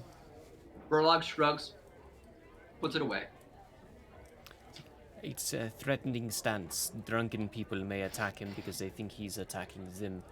It's for his safety more than our own, and if he insists on having it out, then in my opinion he would be safer being in prison for the night. So, careful with that, Prologue. It is When not she a says very that, perhaps positive. this is going to chuckle, by the way, Right, well, for his safety. I think I'm going to perhaps go enjoy myself a little bit. It is high season, and I am supposed to be off duty, but I never take time off. I will see you all later. Good. It's about time you left. Now I can do something. You Mind can't Chuck, see that- it, but she that- kind of smiles at you. The only thing that you can see of her still, I mean, she keeps a mask up. It's only her eyes that you can see. But she wanders off. The field is yours. The floor is yours. Do I see her wander off? You give me a perception check at disadvantage. Because you've been drinking. It doesn't matter. Double disadvantage. Let's see. Yeah, 9. 9, you do not notice her wander off. At one moment, she was there talking to everyone. The next moment, she's gone. Okay, I'm gonna look at the boys and I'm gonna be like, so what's the news? What did we learn? Well, if you look up, you'll notice that there's only 2 moons. The third one just shows itself briefly, and it seems the people here are of the belief that the events that occur during high season are caused by the third moon. You wouldn't happen to know anything about that, would you, Yorlandriel? Your Okay, I'm moon is gonna double check my religion with a nat 20. Oh, goodness gracious me. Alright, That's a great check. Love it. where did I put all that information? See, the problem with my organization system is I have everything organized and Not organized. detailed out, but I have it everywhere. And ignores alright, he's just full of it.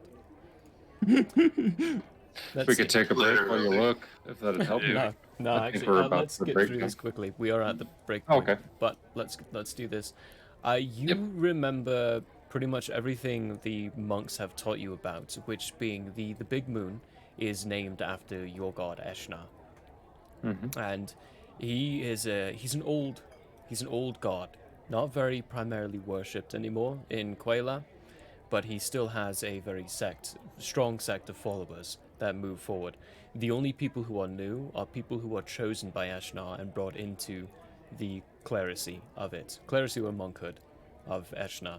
And that, from what you know, is very slim, and it only really happens when a current clerical monk dies.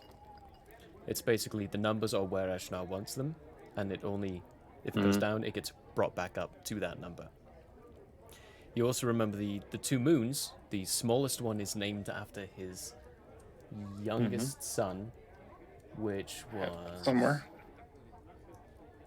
It was Elon the Sickly, the smallest one, which only has 2 faces, interchanging, or 3 faces interchanging amongst the days, is Elon the Sickly, with the middle one being Disvik the Bold. Those were Eshna's children. As far as the rest of it goes, Elon the Sickly, he's written as being a very capable wizard, very strong with magic and strong with that of life itself. Disvik the Bold was very keen on going straight headstrong into combat. He was not the wise one, he was the headstrong one, whereas Elon was the wise one, with Eshna being the overarching watcher of all of his children. As far as the moon being not visible, that you don't fully understand. even with your natural 20, you don't fully understand why it would do that. Mm-hmm. Well, I'm going to How much- explain all that to them, and then I'm also going to tell them in a more hushed tone that in the visions I've been having, it's always the little moon is always missing. And Is that yeah. the one that's currently missing? The one that doesn't show up. So we're in the right side. Well, okay. On the right continent. Yeah, I for myself, how much nature, like natural or like planet-wise knowledge would I have? Because I probably studied magic and fighting more than nature and whatnot. You would have a good understanding of the nature and magical laws of Quayla. Which means this doesn't make any sense to me Which either. means this doesn't make any sense to you either. Yep. Because as a person, I understand what's going on perfectly. But clearly these people in this area have a fear of the magic that I bring. Mm-hmm. And if they think that it's connected to the moon somehow, then we have to follow this lead. I did also learn that part of the reason why they don't have anyone here that uses magic is because those that they find are gifted disappear before they reach maturity. And the Chancellor did tell me that over in the city of Pilsa was where their most recent gifted child has gone missing. They So killed we him? may, he's unsure, so we may want to look into that. That might help lead us to our destination. But I still think heading north is going to end up being our best bet. Following the visions. I'm sure it's all connected. Mm-hmm. I suspect we head north, find out where the visions lead us, and we will learn more of what happened in Pilsa. Agreed. I'm going to look at the rest of the group for confirmation. I found out we only got 4 more months of this truce. 4 more months of a truce. Burlock is only vaguely paying attention. And I don't know what Lamont you're talking about. was winning when they made this truce. How did the Chancellor get a truce going? I'm going to have to ask him about that next time I see him. Let's see. Is there anything else I learned while talking with the Chancellor?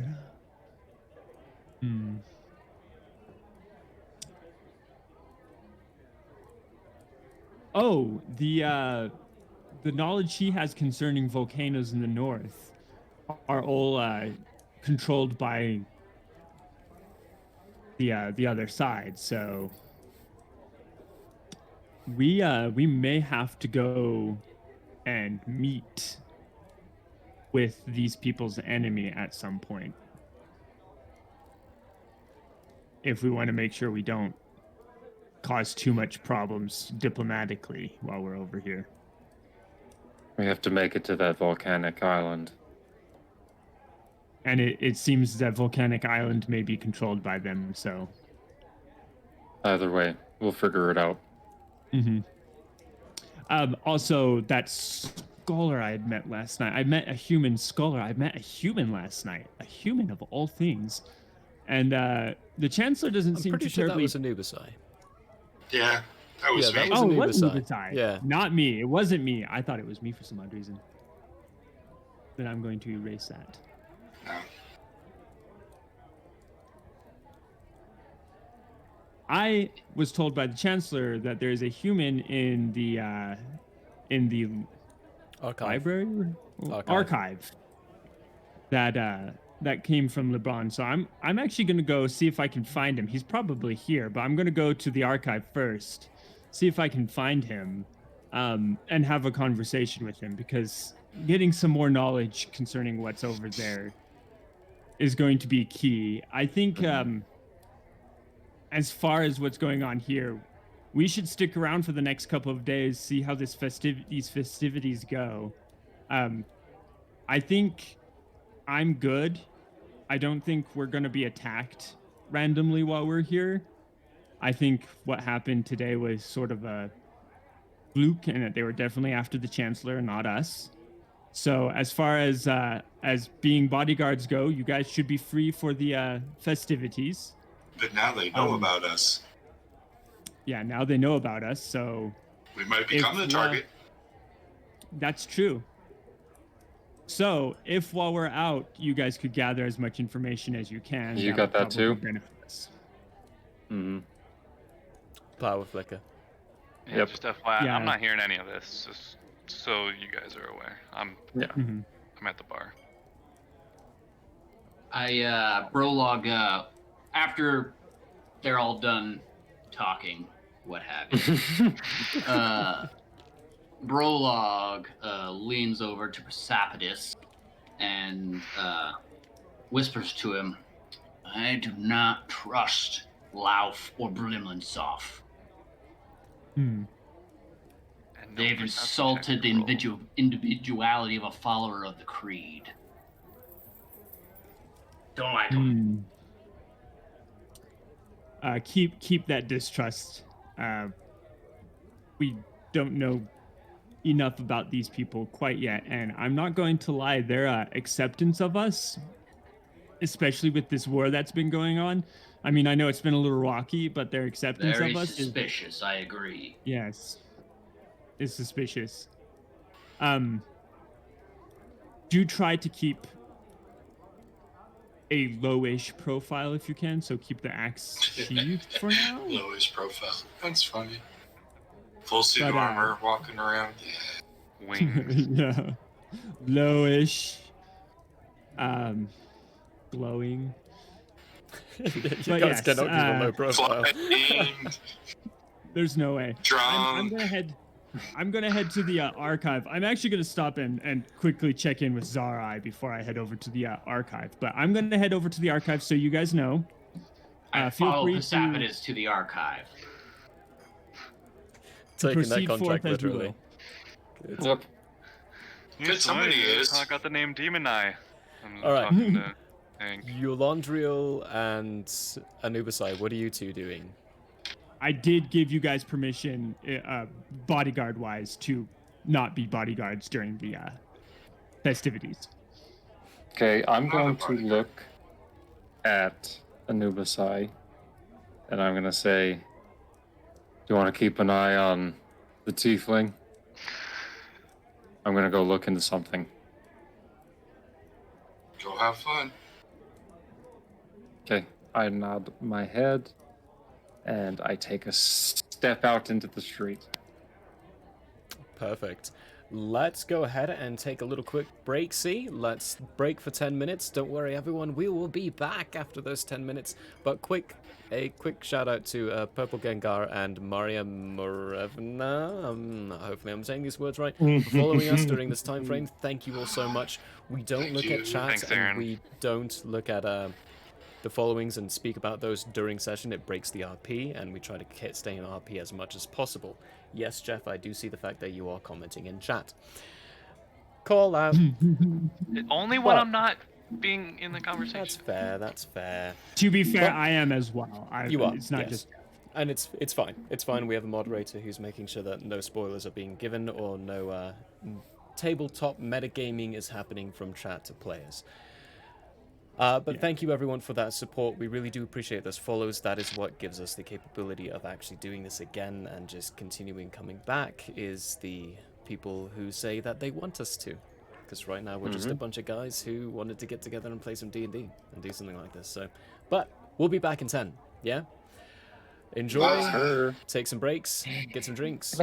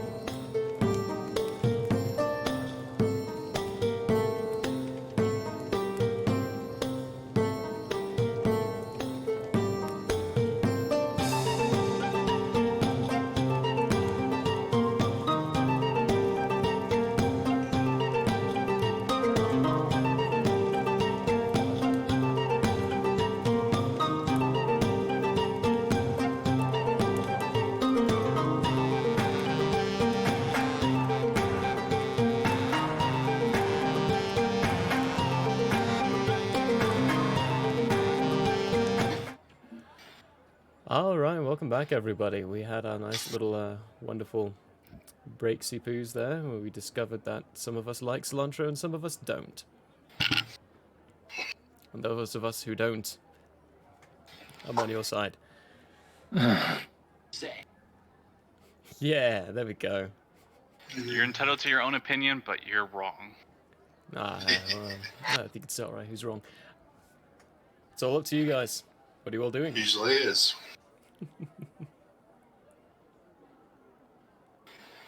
I'm following You're muted. parameters to the archives, so. And Proptus is in fact going to the archives. I'm just chilling, having another beer with Hank. I'm stopping by Zarai first to let him know, get him up to par as to what we're doing quickly, and then let him know that he's good for the next couple of days to enjoy the festivities, and keep his ear out for any information we might need. Oh. I'll do my best. Ugh. And enjoy yourself while you're out here. No, I don't have to worry about that. And then off to the archives with Brolog. When I get outside, I'm going to find an area where no one can see me, and then I'm going to fly around for a little bit. It is really hard to find an area for no one to see you. It will take you genuinely, actually, probably a few hours to find that. The city is packed with people. It looks like the entire population, they're all out on the streets at this point. All side alleys are filled with people. Activities are going on all over the place in the city.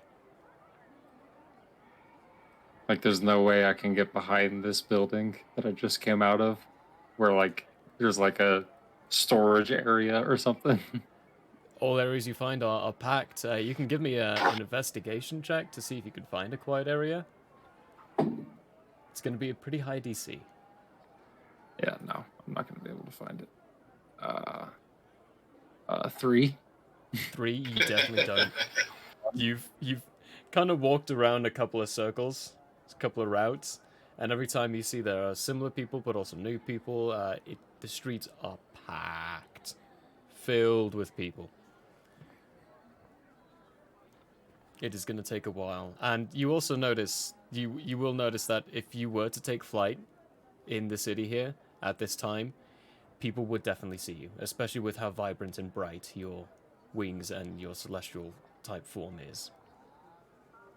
Okay, then I'm going out of the city. Okay. City's big. Why? So, Anubisai, what are you doing? For the moment, just standing around in the same place Yeah. I was. He's watching me. No. No? He asked me to watch you, and I told him to go have fun. I didn't say I was going to watch you. Touche. Touche. I mean, I might, and I might not. If you start a fight, I might watch. Okay, so you're just kind of sticking around the area Yeah, then? not going to do anything. Do I see anyone gambling? Not in the media area where you're at. For the most part, the people around you currently are just conversing and drinking with each other. And Hank's telling you some wild story about how someone puked on his bar counter once, and the patrons in his area helped him clean it up and were very, very friendly and very kind. Do I notice anyone in my immediate area exceptionally drunk? Like myself, I'm assuming? There's a good number of people at this point exceptionally drunk in your area. Anyone that draws my attention to them? Give me an investigation check. Or perception, depending on how intently you're looking. I'm gonna go perception. And give me it with disadvantage, because you're drunk. Oh, man. Wish I didn't have disadvantage. That's gonna be 13. 13. There's a few people who capture your attention. Not necessarily maybe in the good Any ways. females? There's a couple of females, yeah. I'm gonna... I'm going up to the nearest one. Oh, Lord, this guy. Nearest one is a short-looking gnome who's currently blathering and blabbing on about one of her recent creations, specific type of arrows and different types and different makes. And the people around are loosely paying attention. It looks like they're more politely nodding and smiling and listening to a conversation. It's like, I'm just gonna try to weed my way in and be like, "Oh, I heard you. Was that arrows you were talking about?" I make arrows. I run a shop just down the road over there. There's lots of different kinds. You should come by and buy some arrows when you, Oh my when you goodness. have the next chance. Yeah. I need arrows. What kind of arrows you got? I got types of arrows as well. There's the most recent one has these balls and ends of strings, and when you shoot, it unravels itself and it wraps around people's feet and makes them trip. You just see my face just beam with happiness. I've been looking for one of those. I was gonna try to make it, but I'm not the best at that. Me neither. I don't mess with those kind of chemicals, but anything that doesn't have chemistry involved in it that's definitely right up my forte. My name's Goose, by the way. What's yours? I'm Zarai, but you can just call me Demon Eye. See black eyes. I get Demon Eye. Good to meet you. You seem like my kind of woman. Sorry if I'm a little straightforward. I think you're a little young for me.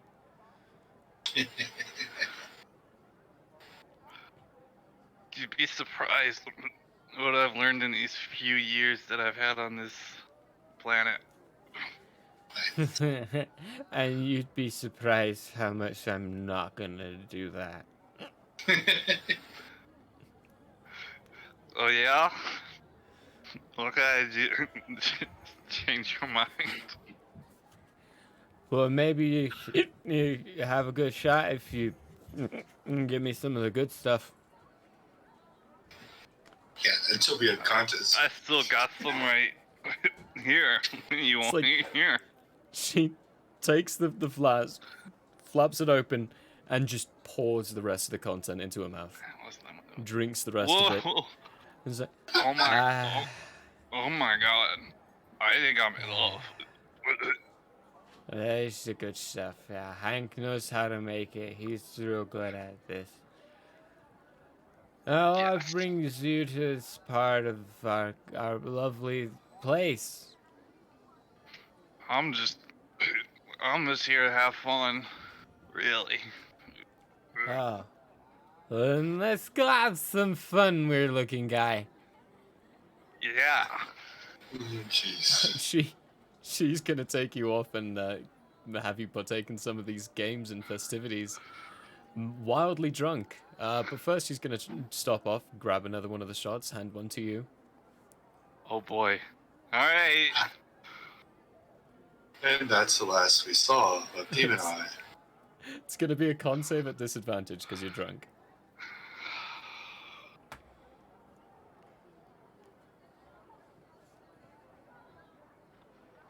It's gonna be 10.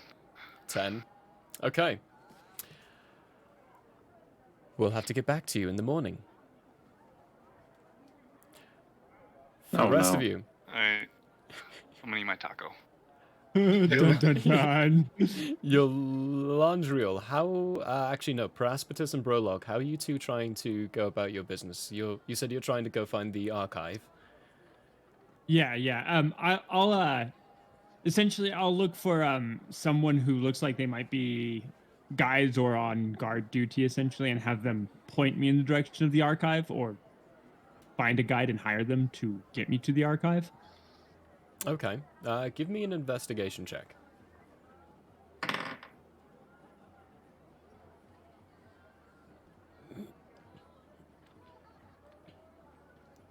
Investigation 18. 18. You find a guard who is actually kind enough to show you to the location himself. He doesn't ask for any money of any kind. It's not too far off. It's about a 30-minute walk.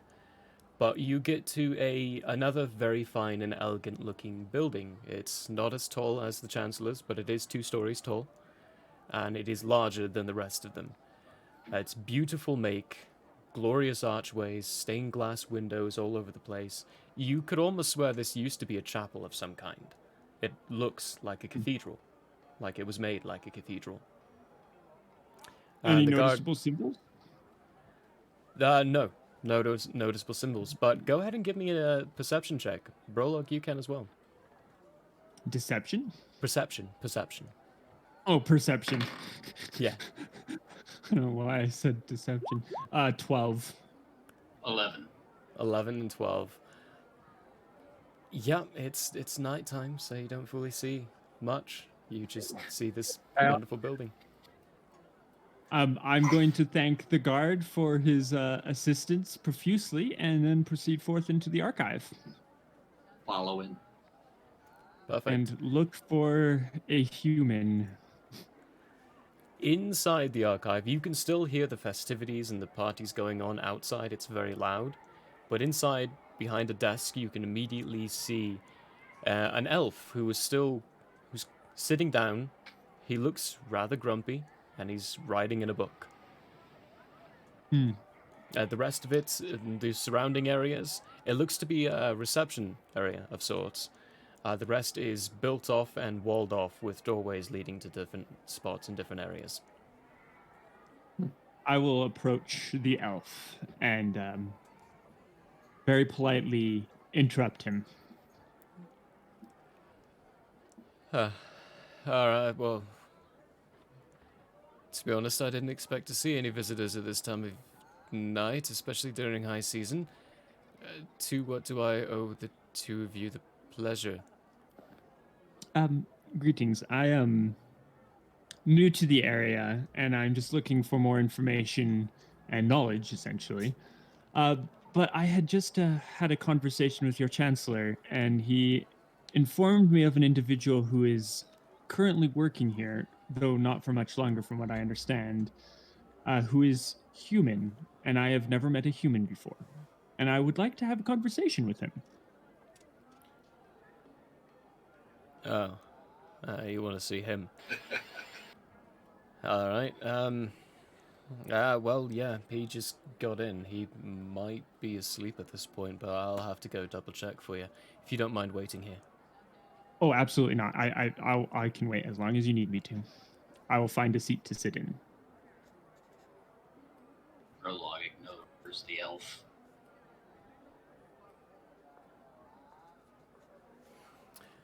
He disappears. He goes through one of the doors, and it's about 5 or so minutes that he's gone. After 2 minutes, Brolox takes out his axe. There isn't anyone really around, so I'm not going to stop him. Okay. When the elf comes back, he comes through the door, stops, sees the axe is brandished. Did anything happen while I was gone? Is there a reason for that? I'll reassure him. No, don't worry about him. The axe, he's just making sure it's ready for when he needs to use it while we're on the road and whatnot. So don't worry about him and his axe. Oh, all right. Nothing to be concerned about. Just careful. He is a human, and he knows he's untrusted in this place. He might take that a bit threateningly. He is ready for you, though. If you don't mind, I can show you to him. Brolock puts his axe away at this point. I would greatly appreciate it. Thank you. Of course. He guides you through another maze-like interior of a building to a small reading room where there's a table, and at the table is on one side standing what appears to be, as has been described to you, a human looking over a document. There's several documents open and sprawled all around the table.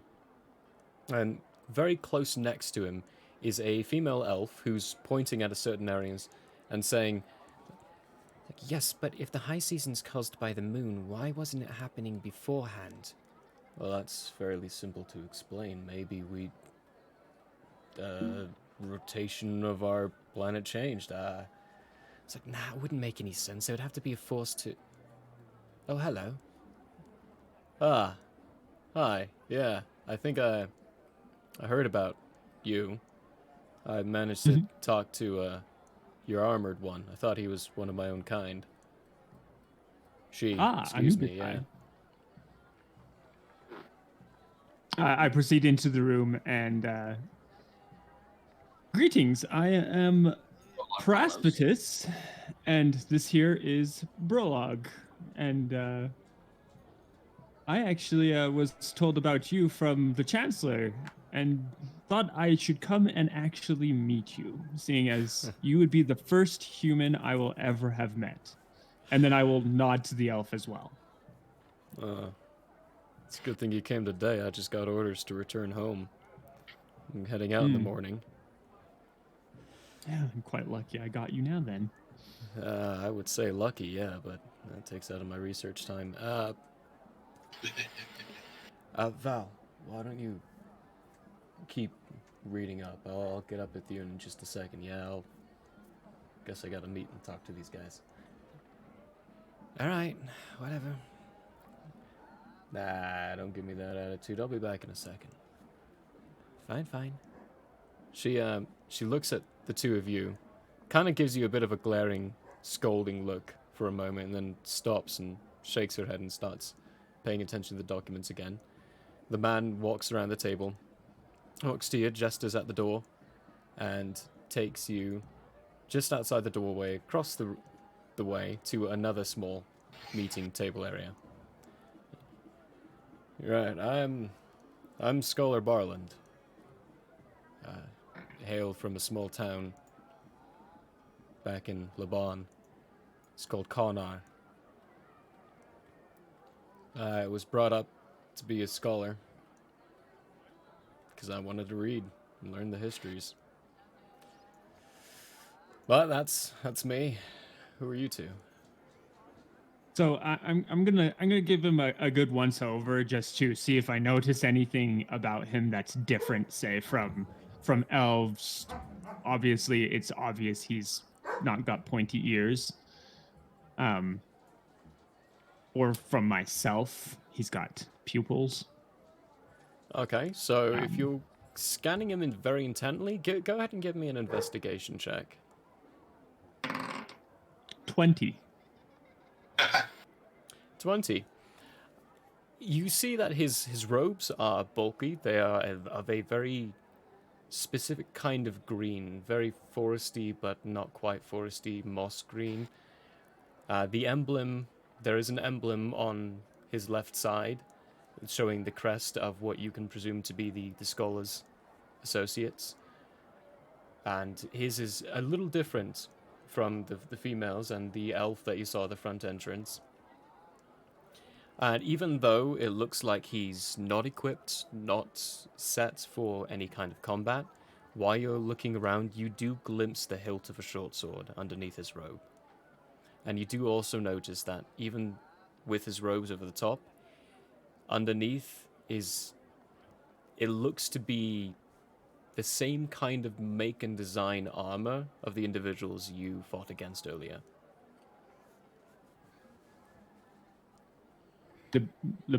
How do you say the name of their country again? I keep getting it wrong.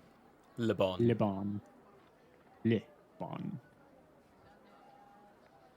So Liban armor, essentially. Yeah. All right. Well, I do apologize for interrupting you in your research. I've never met a human before, so this is very curious to see the similarities between you and races from our continent. Oh. I can see there are some very specific similarities between yourself and mine.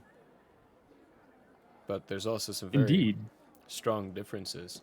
He reaches off to the side, brings closer a book, flips it open, flips to an empty page, and dips a quill in, and just starts sketching. And he says, what races are you two? And My apologies, you in the back. I don't know your name, but I'm Barkland. Or Barland. It's a pleasure to meet you. I'm Brolog. If you two don't mind telling me about yourselves and your races. I am a magus. I'll give him a very brief and quick description of what a magus is. You see, he writes And down. then, he basically keeps up with every word you're saying and writes every single word you say down. fast writer. Very fast. And then Brolog. What race are you again, Brolog? Loxodon. Loxodon. Brolog is a Loxodon. Also from our continent, That's unique. I believe. Yeah, I've never seen a Loxodon before inside this area. Brolog, what is it you do?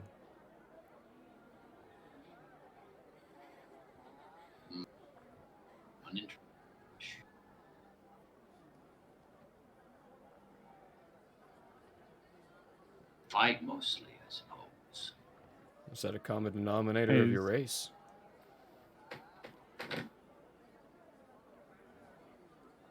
Half of it, I suppose. Most of our males spend their time fighting after they get kicked out of the cities by the females. Strong Suddenly, female I like race. Loxodons even more. Sounds like something's about to happen to me. It's funny because that's what elephants do. It's fascinating. And you're from what place? What's the country called? We are from Quela. And what's brought you here? Did you come to ally with these guys? I guess you could say we are coming to look for friends, but to be truthfully honest, we are completely separate from whatever is going on here. So our knowledge as to what is going on between your two countries is non-existent, really. So as such, the fact that we met with this group first is pure happenstance. All right. Pure happenstance. It's good to know. Well, as far as the histories go, you see that at this point he's drawn out a very quick, brief sketch of both Paraspatus and Brolog inside his book, and he's written down your descriptions and what you told him about your races inside this book of his, and pushes it aside. And he's like, "Well, you came to find me. That would be rude if I just was the one asking all the questions.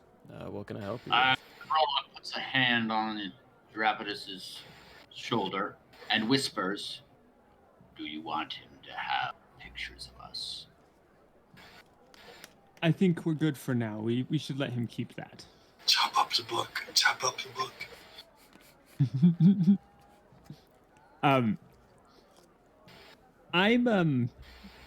I'm curious to know about certain things specifically heading north. And the more I learn about this continent, the more I'm curious about stuff that's been going on here that may actually tie into the real reason we are here. But I will be honest with you,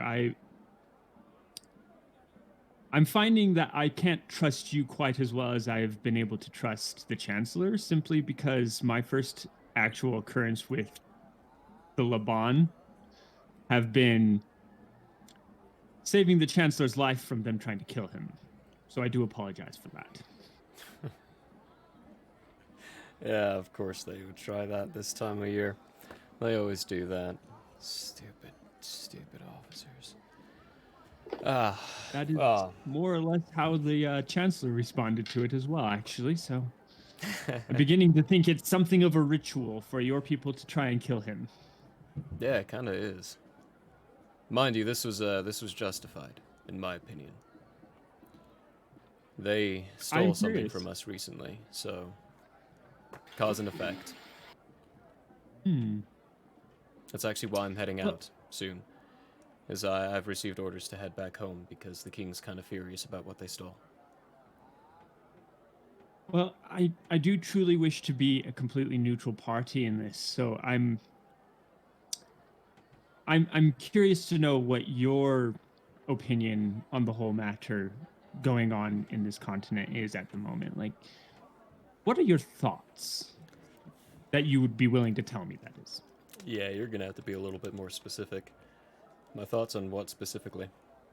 Well, you made the comment just now that you feel that the attempted on the Chancellor's life was justified.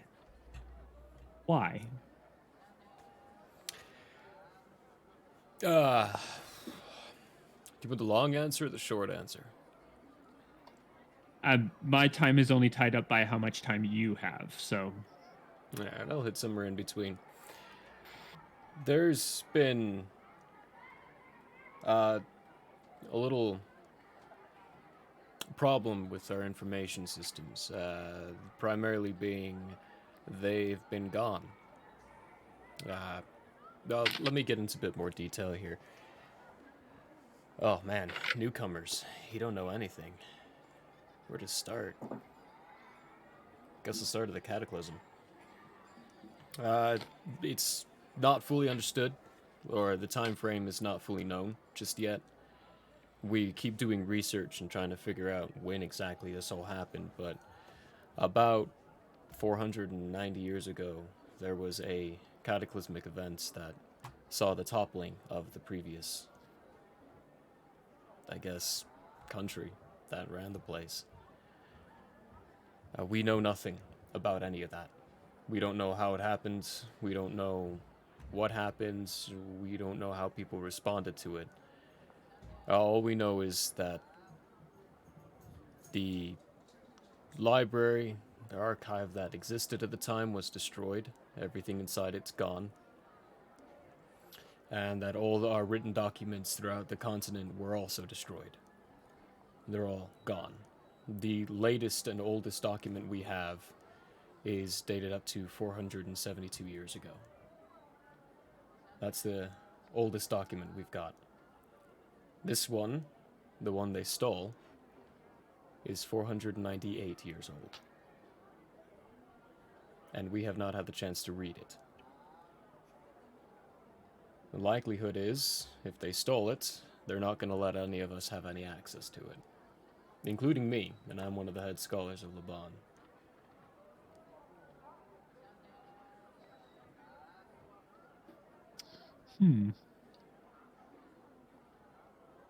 So that would make for interesting cause for this kind of reaction.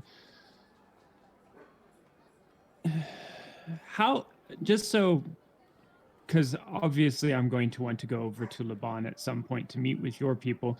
Is that feasible, or should I not? If you went without any kind of notice, you would probably be arrested, called Lorchlorian spies, because none of you are humans. However, there's been a bit of a shift recently. As much as I don't agree with Falia's techniques, she has been able to get through to the High General, Latog. And Latog's been allowing a bit more of a wide berth of races allowed inside Laban, so it is easier nowadays. It's still not the best, though. That old stringency against other kinds of races is very predominant still. But if you want to get in, the best way is I'll draft up a statement, put my seal to it.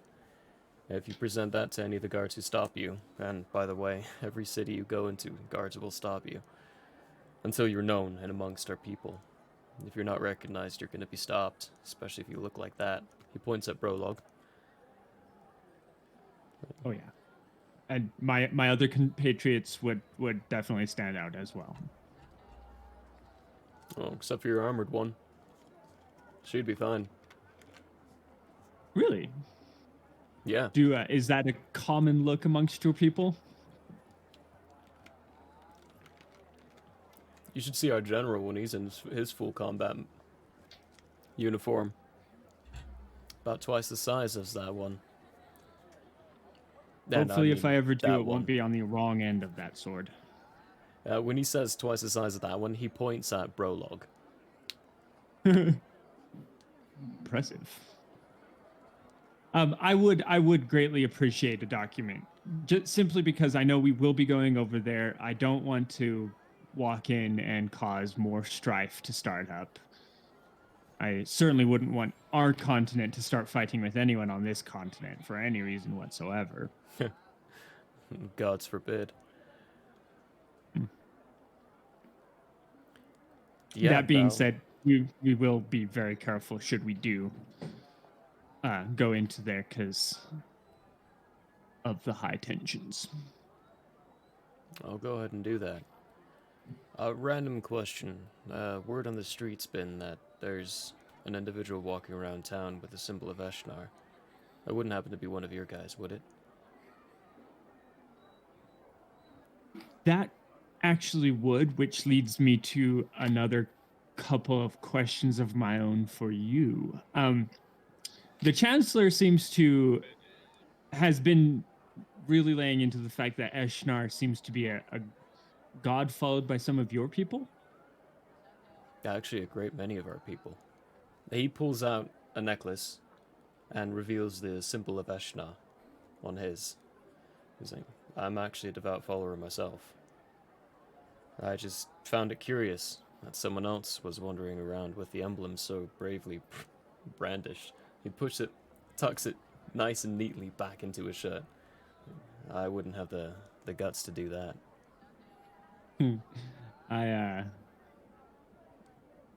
I'm noticing. Out of curiosity,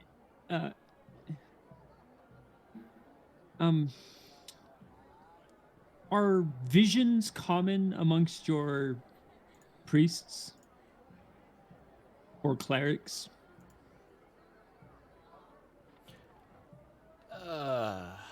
Yeah, well, really depends on the location. There is one guy, he claims to have visions, but I never have and no one else ever has. But actually it was, hang on, he reaches into his robe and when he opens it up you can see that there are several books lined inside his robes. Like he's got linings of them going on. Pulls one out, opens it. It's just a force of habit. I write down everything I hear. Good habit to have. Yeah, actually, the High Priest in Drumnar, he recently had a vision. That's all the information I got on it. He says he saw something about a chosen one.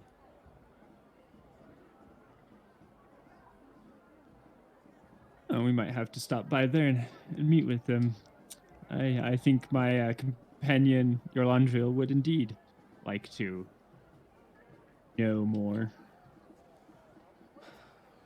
Well, with a letter in hand, one of you walking around with the Eshnar's symbol and the armored one, I don't think you'll have too much trouble walking around our towns and our cities.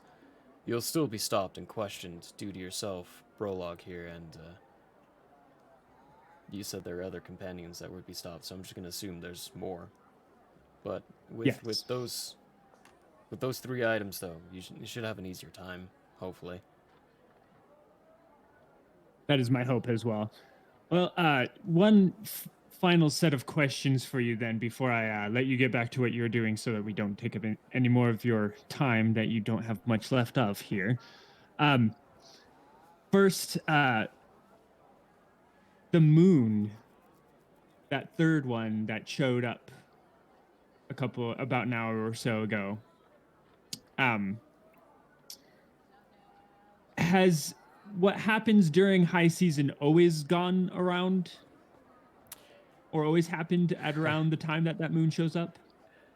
That would be why we are so upset about the stealing of the document. We don't know. As far as we know, high season's always been happening. But something about that document mentioned something different. but we have to translate it from Old Andrean to Common, which, by the way, the only big problem you're probably going to have over there is not everyone speaks Common. What Reclorians consider Common. I speak it because I have to travel around. I'm a scholar. I need to be able to speak the languages of the people. But not all citizens are trained in this manner. If they do speak Common, they're part of the military. Is it difficult to find a translator that can traverse with us, or is this going to be a common problem? Well, it depends. He starts speaking another language to you. Give me an intelligence check. Brolog, you can as well. Brolog does not want to. Okay. Brolog said, I got a 12. A 12? You do not fully understand this language. It sounds foreign, different. Not quite like any of the other languages you've heard, or that you know, at the very least. I respond in Celestial. Does he understand what I'm saying when I say, do you speak this language, and is it common? He replies back and says, in Celestial, yes, I do, but no, it's not common. Then I'm going to respond in Abyssal. Bummer. What about this one? He responds again in Abyssal, like, yes, again, I do. But again, it's also not common. Mind you, this is the first time I've ever spoken these language to another. I've only ever read it and translated it. Then can I assume the same, and I'm speaking Draconic now, can I assume the same goes for this language? How many languages we got? So far, boy. 3. He furrows his brows for a moment, cocks his head and goes, this time in Common, that sounds like the Scaled One language, but there's differences to it. It sounds off. Like you've got different inflections in different spots. I would be curious to actually trade languages and speak in them, the different ones, and see what the differences are here. But that would have to be for another time. Right Indeed. now, my time is limited.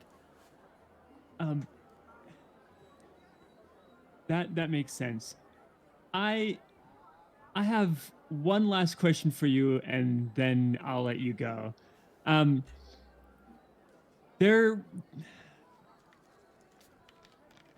There's a volcano to the north in one of the islands. Is that someplace we should not go, or is that someplace we could go should we essentially not be kicked out of your lands? Which one are you talking about? You're talking about Mount Trilfidir, or are you talking about the other one? The other one? He's other talking one. about Mount Trilfindir. Trilfindir is directly north to Nabon. It's under our control. I wouldn't say it's a hospitable place. Really hot. They say it's under our control, but really we don't have anything there because there's nothing to take from there. It's just a barren island with an active volcano. As for the other one, yeah, I wouldn't go there.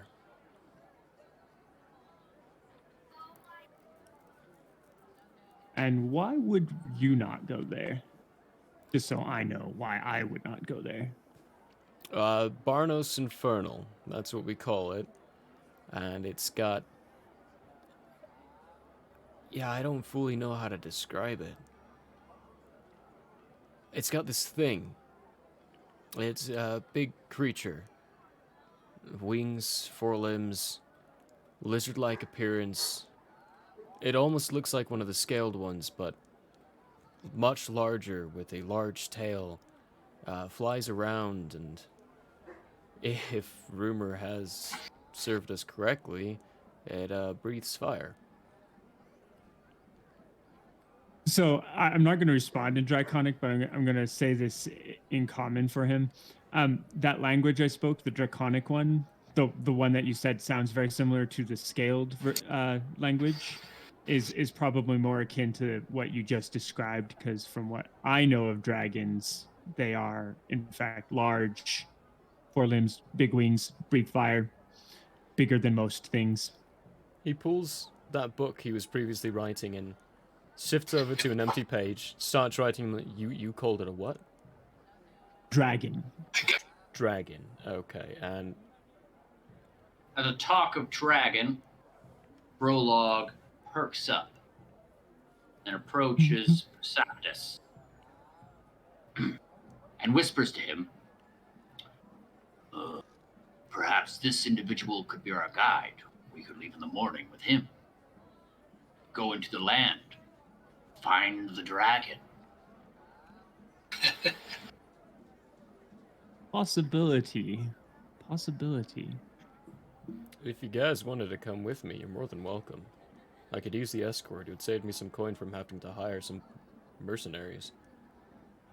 And it would prove to be very beneficial for us, because we would have you with us when we enter your land. Brolog, you are onto something here. I think that might be a good idea. Biggest point here is I'm heading to our capital, Listrabga. That's directly east from here. I won't be going north. But if you would like, I could... That would probably be a good time to introduce you to. If you're looking to meet maybe the king if he's got time. It probably wouldn't be the king, actually. It would probably be the High General.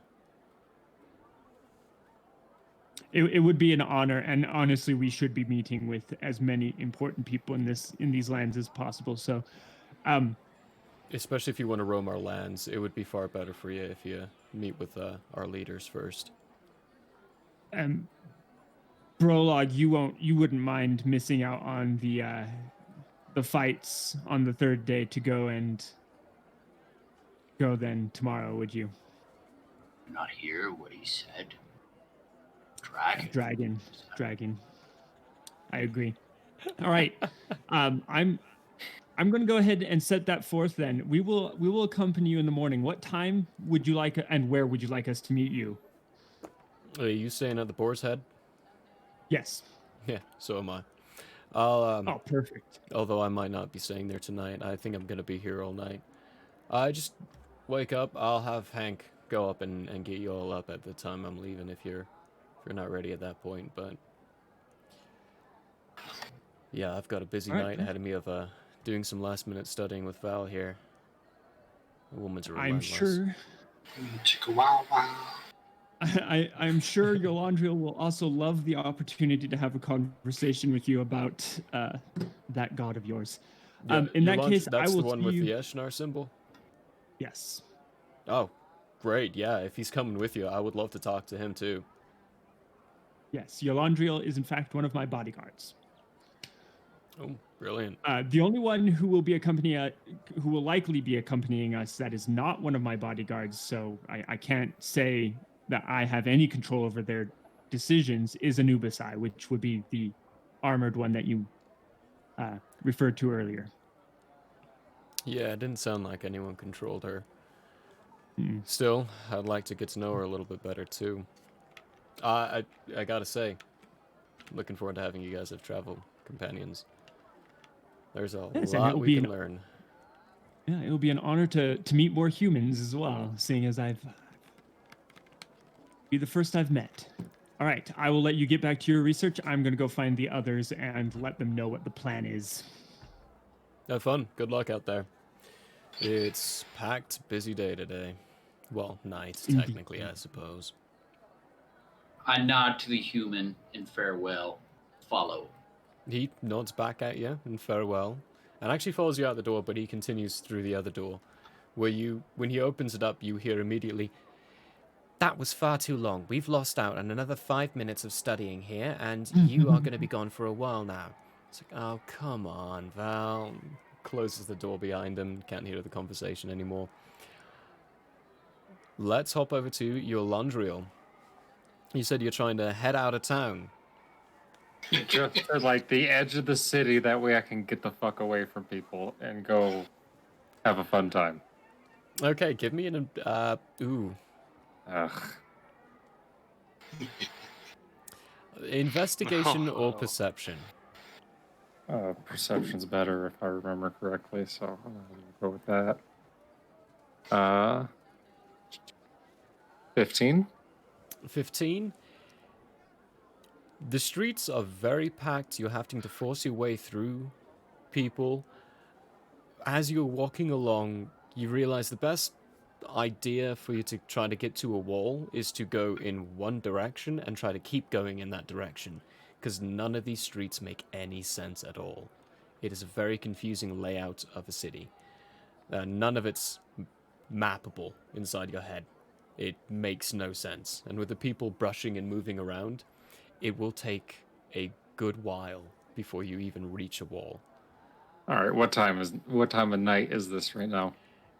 Right now, it's around that 10:30, 11ish p.m. time frame. There's a lot of people getting drunk and being drunk at this point.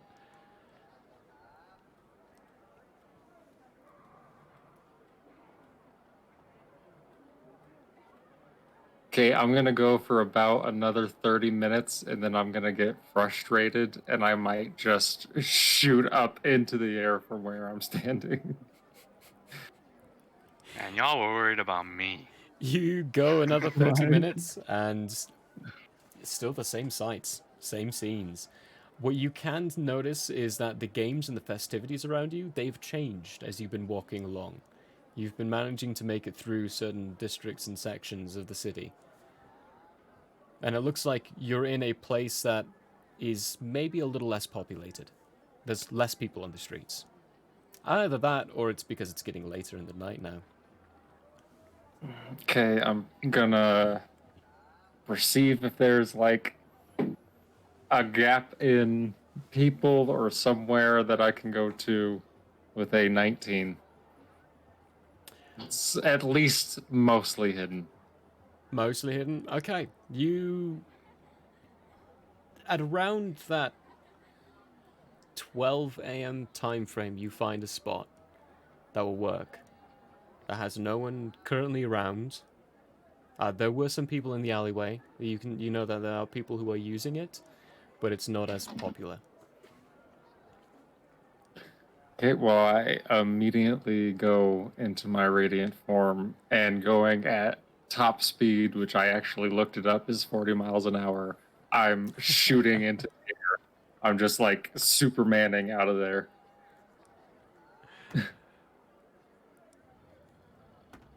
Shooting straight up into the air, you fly into the night sky and start getting a bird's eye view of the city. It is indeed massive. It looks like if you were to continue on foot to get through the crowds and the people, it still would have taken you at least an hour and a half or so just to get to the city wall. Like, it was still that far out. You made it a good ways through the city, but not quite far, as you would expect. The streets are genuinely quite packed. Give me a... we'll go with a straight intelligence roll. Oh, why you gotta do me like that? With an 8? An 8? Okay. There's a lot of people. There's a lot of people in the areas. And top speed for 20 seconds of the minute I have until I reach till the 20 seconds end and I reach that height, and I'm going to check out the moon and see if I could see that, the third one. You can see the brief little tip of the third moon coming up, and it is when that 12 o'clock point hits, it disappears and is no longer visible. Okay, I'm gonna spend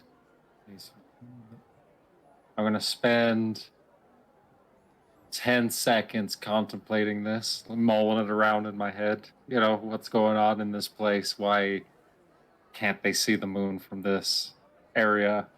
And then top speed fly straight back down to where I left the bar or whatever we were at.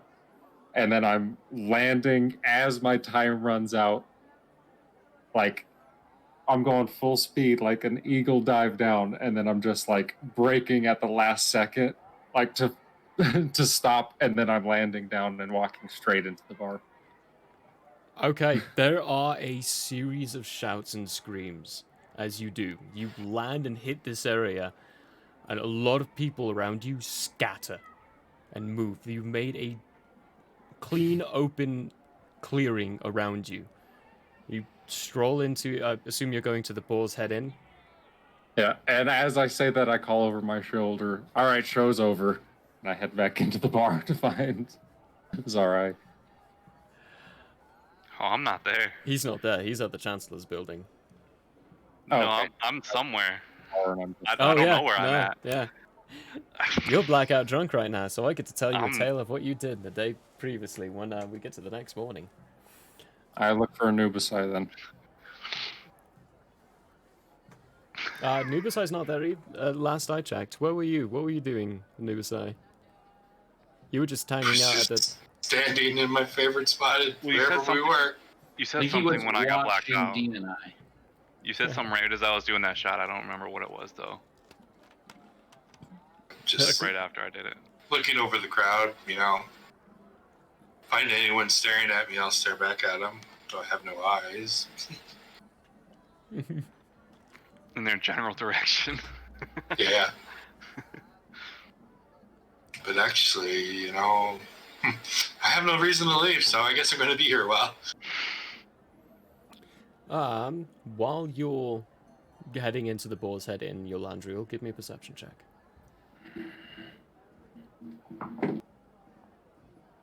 15.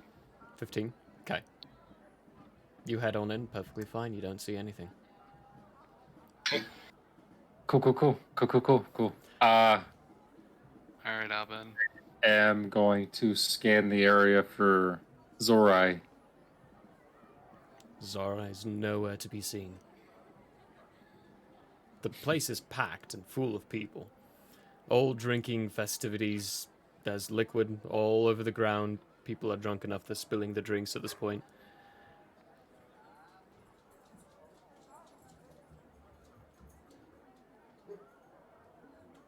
Okay. I'm gonna go up to that one bartender guy. I'm gonna be like, "Where's the tiefling and the metal man? The metal woman? Excuse me." Tiefling and the Metal Woman? I don't know.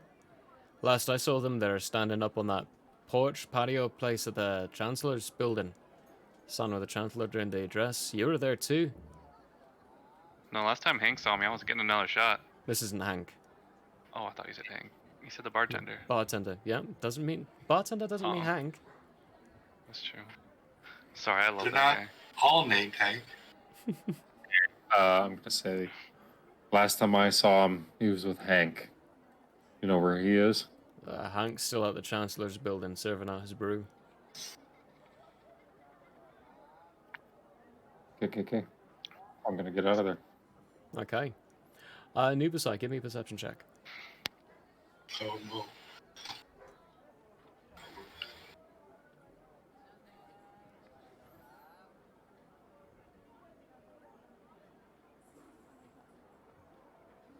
Haha. 12. Oh, no. 15. 15. Okay. There's a lot of drunken people around here. You notice that Zarai is now nowhere to be seen. He has disappeared, along with that gnome lady that he was speaking to earlier. Yeah, that's about right. There's at some point, one point during the night, there is a little child who's looking at an ice cream cone, very clearly staring at you. I can worry about boys. It's the entire time. And he's gone. He's back. There and back again. A Paraspita story. Paraspita. Apologies, I had to pee real bad. That's fine. Precipice and Brolog, what are you two doing for the... really, actually, the rest of you, what are you two doing for the night? Are you... My intent was to first go back to where we had left. If any of our teammates are there, let them know what we're going to be doing in the morning. If specifically Anubisai is there, let them know that if they see Zarai, maybe drag them back to the Boarhead. Otherwise, I don't know what to do with Zarai yet. Hey, you know I'm gone yet? Prologue follows. Probably not, but I assumed you were with Hank when I left, so I assume you were drinking. That's true. Very true. and then I wanted to go find what's her face? The Lauf? Yeah, that one, Lauf. Okay. Because I assume the Chancellor is going to be busy for the rest of the night, so I will tell you, for the sake of brevity, you do not find Lauf anywhere. No finding of Lauf, then I'm just going to head back to the Boar's Head. Okay. Are you gonna touch base? Yes, I did want to make sure that I did find Anubisai and let them know. She's standing in the same area. Sure. You can touch base with her. Perfect. So when I do see you, Anubisai, I'll catch you up to date with what we did concerning Barland, and let you know that we managed to get a nice, easy, and diplomatically safe means to get into Liban and meet with them over there. And we'll be leaving in the morning for that, so we won't be staying for the festivities. That might be difficult. Might be. Zarai is doing the Zarai thing, and I don't see him anywhere. Good luck finding him by morning.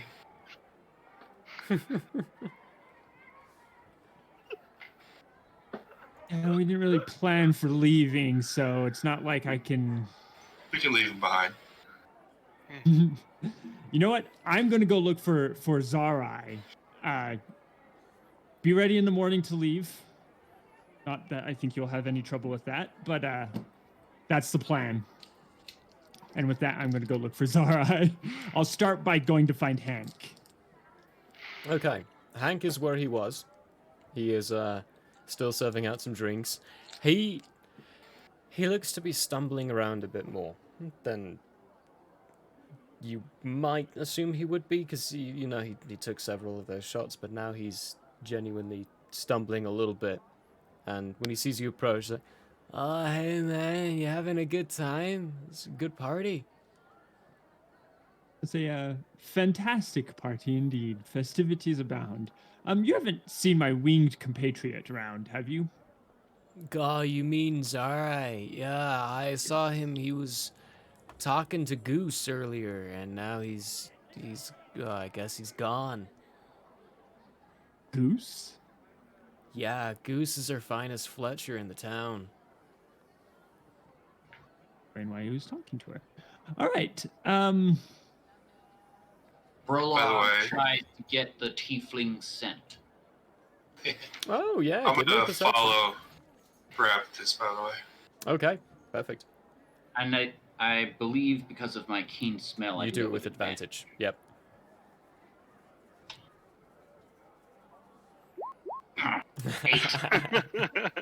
8 and 8, even with advantage. There are so many scents, it is very confusing. Some of these alcohols, they're so strong that you smell for a second just pure alcohol, then it's just pure BO, then it's like refuse and manure, and then it's just gross. A lot of unpleasant smells around you. Get that out of there.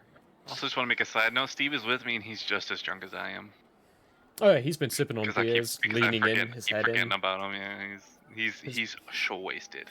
He's been drinking, and people have secretly been sneaking him drinks while he's been poached on Zorai's shoulder. While Zorai's busy talking to someone, they'll walk up behind and sneak Steve a drink. Steve is wasted. This might take some time, but I'm going to do the age-old trick of randomly finding certain different drunk people and kind of just mentioning Zarai and seeing if people can lead me in the direction Zarai has gone. Okay. Give me if Prologue and Anubisai want to assist in this, you can give me a what's it called? We'll call it investigation with just a straight investigation if they assist. If they don't assist, it's going to be investigation with disadvantage because people are drunk at this point. Okay. Does Parapetous ask me to assist? I am going to let you know that I'm looking for Zarai. Obvious. Oh, I mean, it's obvious I'm looking for Zarai. But he doesn't ask me to assist in talking to people. No. Prologue does not talk to people. He continues trying to scent out the smell. Okay. General points though, while you all are doing this, Nubisai, you can give me another one of these two. Give me perception checks. My investigation with disadvantage was 15. 15? Okay. Mm-hmm. 19 on that perception. Full. 4. You have advantage. 12 on my perception. 12. 19. Okay.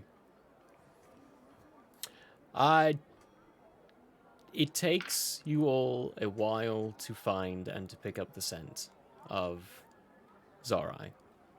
You do eventually pick up the track. At this point, it's about 2 a.m. It's very late into the night. And you are on the other side of the town. Oof. He has managed to get himself into a very sketchy situation of high-stakes poker. It was a very frivolous night. Zarai, you've lost 200 gold. Oh boy. Nice. Oof.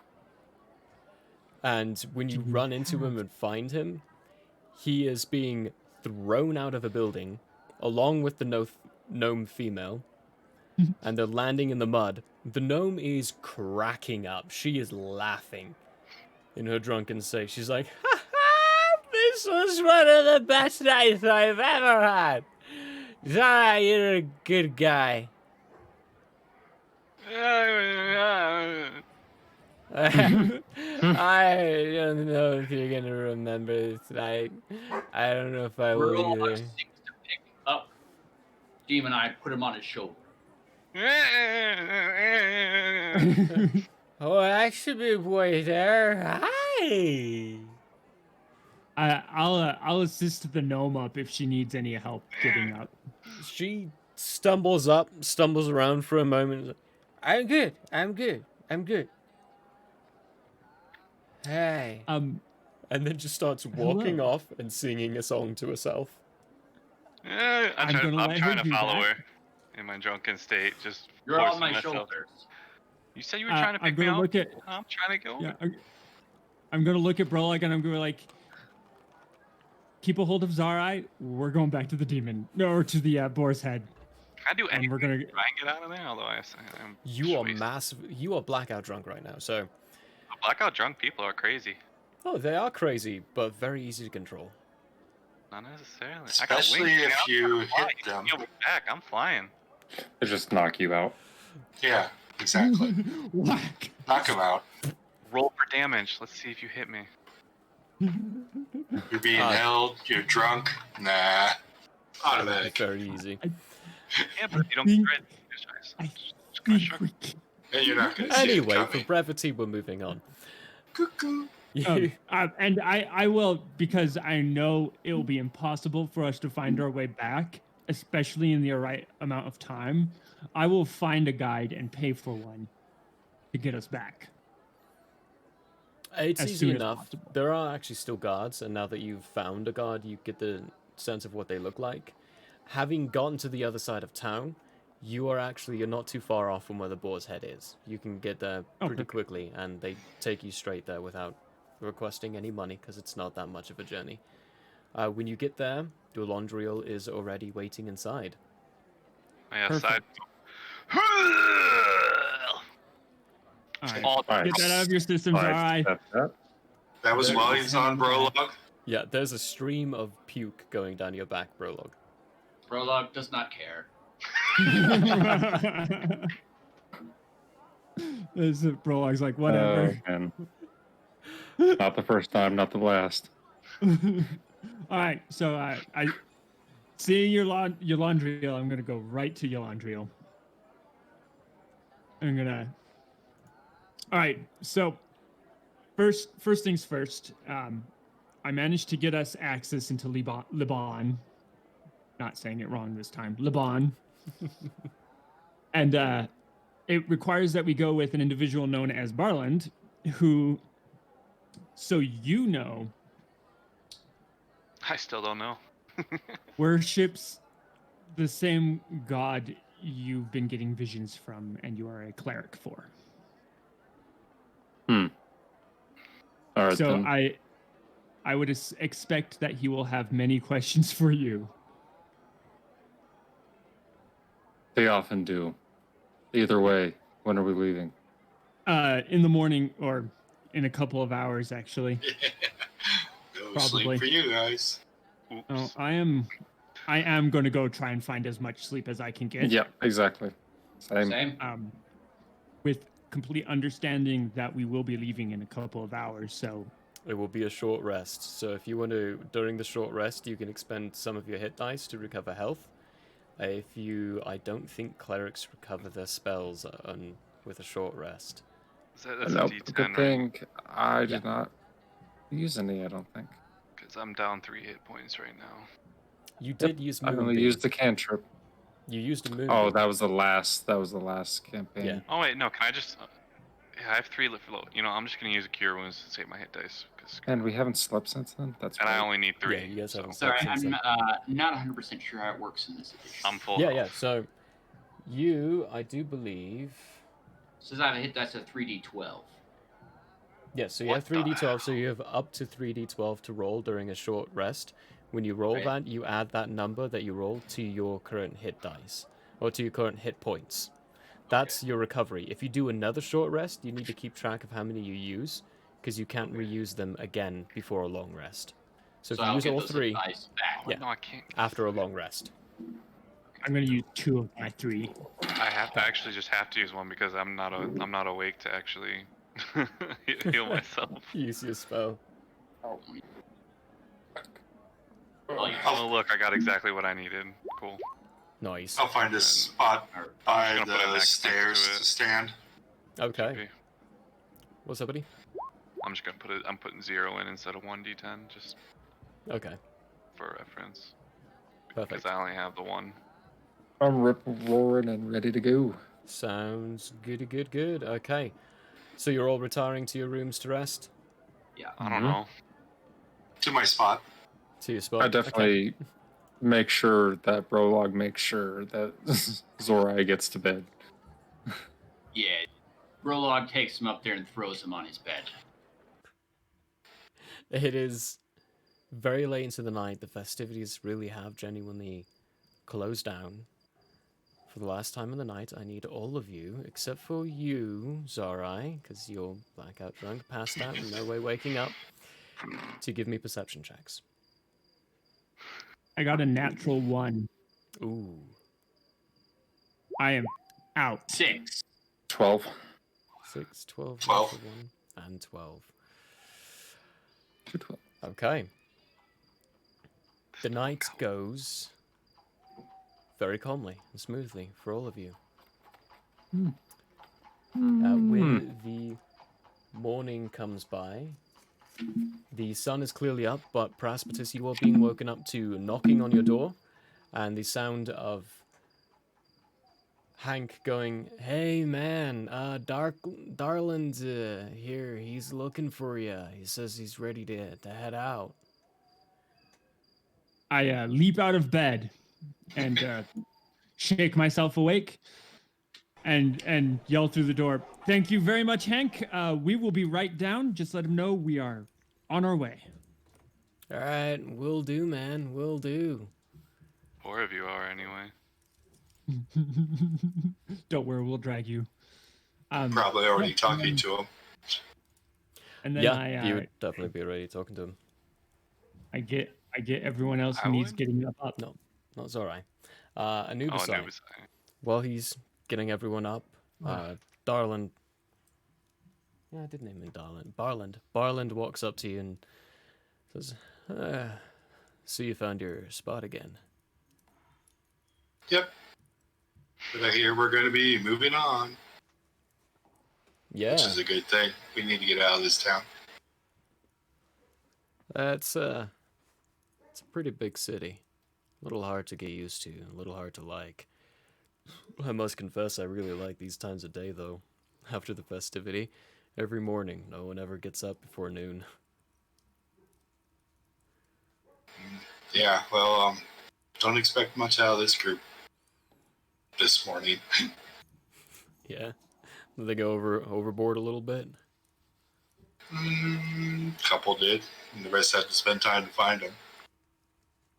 Well, I guess Jeez. Steve. That's intense.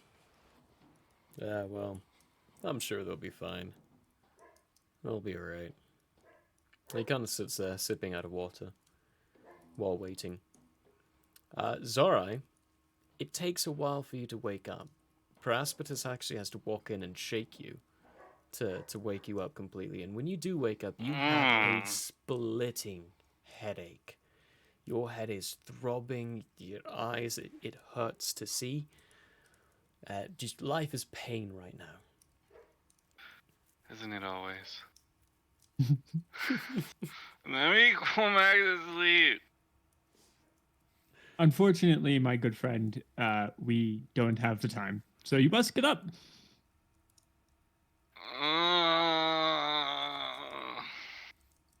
Just think about all the drinks you will have in the future.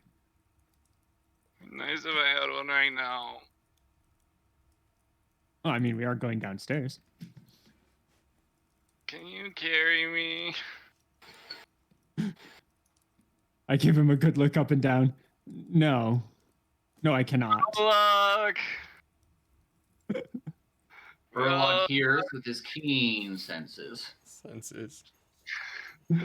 Comes on in, doesn't say anything, grabs Demon Eye's arm and drags him down the stairs. Boom, boom, boom, boom, boom, boom, boom. Steve, just grab a handful of Steve and he's just in my arms. Steve's still alive? Steve is still alive, but just slumped over, not moving a muscle. You can tell Steve's still breathing, but they're not opening their eyes, and they're just being dragged with Demon Eye. On the way, by the way, I'll find Hank and hand him a couple gold and ask him to deliver a quick message to the Chancellor at the first moment he can, to let him know that we have left the city, and that we apologize for not being able to stay for all the festivities, but Admiral Vuja is here, as is the ship, so they will stay and continue on with everything. All right, thanks, man. Yeah, well, I'll go ahead and deliver that message for you. They'll know. Hey, I'll hand him one more gold and say, and thank you for all your assistance so far. Yeah, man, absolutely. It's been great. He looks exhausted, by the way, genuinely quite exhausted. His eyes are barely open. He's on his feet still, but holding on to the counter to keep standing. Takes the gold and is like, right, well, hey, it was good meeting you. It was good having a little party time with you guys. I like you all. You're fun. But, just take care, be careful out there, and I'm gonna go to sleep now. And he just Wait, Hank. curls down under the table, the desk, the bar, finds a little cubby hole and curls into it and falls fast asleep. Is there anyone? There's that bartender, the elf one that you hired earlier to take Zorai to the brothel. He's standing at the other side, wiping out a mug, looking, going, I've always admired the fact that he could do that. I'm gonna. I need a drink. Oh. Nah. Brolog puts Demon Eye on his shoulder again. I need the hair of the dog. All right. Does that just one and fill my flask for later. Bartender starts And I hand putting him together however a much money it is. bunch of things and like, this particular concoction's going to cost you just 2 silver. And fill my flask, please. He pushes it over and takes your flask.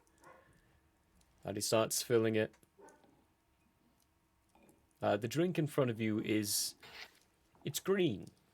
It looks different, foamy at the top, and has a fun kind of smell about it. It's an Irish beer. Brolog snatches it up, Oh no. smells it to try to figure out what's in it.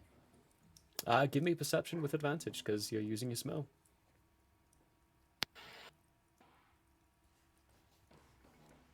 19. 19. A ton of healthy stuff.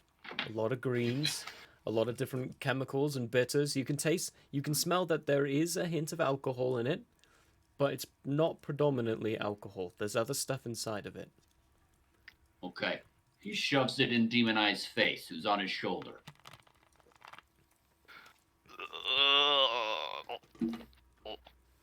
What the This is fuck is this? as he's drinking this and complaining. That's what I like walk down to, and you guys see me like putting on my armor and the magic straps just tightening on their own, and I stop and I'm like, okay, what's going on? Just You feeding expected this something drink. different? Yeah. At this point, Yolandriel, I stopped questioning. Okay, where's this guy we're supposed to meet? I still say we can leave him. He's I gesture over to Barland, and I join him. like, Brolog alright. gives the elf bartender a gold for the beverage. I paid for the beverage already. Oh, you did? Oh, okay, I thought you were 2 out of it. Okay, never mind then. I give them nothing. I give them nothing. I give you nothing. When you I drink your milkshake. come up with Prosperous, the Barland, he looks you over and is like, oh, it looks like you had a very short... Oh, wrong accent. Looks like you had a very short rest there. Indeed, but Mm-hmm. still ready to go. I assume that one's the one that gave you some trouble they had to hunt down. Starts Nothing, pointing at Zarai. nothing unexpected at this point. Yeah. They're a very good shot, though, so worth it in my opinion. Alright. That's fun. Oh yeah, we gotta head by a supply stop. I heard Goose ended up somewhere up here, so she... You do not remember Goose, by the way, Zarai. You remember nothing about your previous night. Kind of like remember the name and just think it's a goose.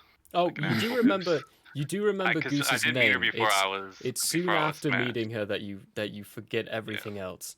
Mhm. Also, when you paid for that drink, you notice your coin purse is much, much lighter. Ooh. I don't even give a crap right now. Cool. You should be almost broke. Nope. Try again. You still got some coin left. But Goose is she's real good at the supply stuff. She's manning one of her shops up here. I was gonna stop by, get some rations for the trip. It being high season and everything, I don't know how long it's gonna take us to travel. Then I will accompany you because we will want to make sure we are also. I'm heading right out after that, so if you want to accompany me, we're all gonna be leaving immediately after. It's on the way out. Follow with Demon Eye on my shoulder. I fall in Stop. behind like I always do. And Anubis Eye. I'll follow. He takes you through the streets for a while. It's calm and quiet on the roads. There's basically no one around. And eventually brings you into a building that's got it looks like plumes of smoke coming out the windows for a moment, and then the chimney has a very strong plume of smoke coming out of it. And he says, "Oh, by the gods." And opens the door, and there's a huge waft of smoke that just goes out of the door, engulfs him. He stands there and goes, "Oh, not again," and starts walking in. I follow. Following. We all follow. When you're inside, there are cauldrons bubbling everywhere. There's all kinds of things set up to be cooked and brewed in different ways, and there's this small female gnome with very disheveled hair. It looks wild and all over the place. She's wearing these goggles, and she's currently holding a very small glass vial with a clear liquid and holding it over one that's red. It's like, and one drop? Two of them by accidentally drop in, and there's a loud as it kind of pops in her face, and that's not what I wanted. Alright, trying again. Puts it aside, looks up. Ah, Barland, I see you've come to make a visit. What can I do for you? Here you're leaving. Yeah, I'm heading out. Just wondering if you got some rations. Hi, yeah, I've got some rations. I'll get Dinny on it. Hey, Dinny! Yeah, Ma? Get some rations. Where are you going first? We're just heading city by city. If you want to give a few. I don't know, maybe a few days worth. Probably go up to Vul, take the river. Alright, well, travel to Vul, that's going to be a few days at the very least. I'll give you 4 days worth. Are you all going to be wanting some rations as well? Absolutely. I'm good. I got stuff. No, thank you. Ah, Sorai. Good to see you again. I see you're not on your feet yet. What? I thought as Do much. Do I know you? It's me, Goose. We met last Wait, night. Goose? I remember Goose, but that's about all I remember.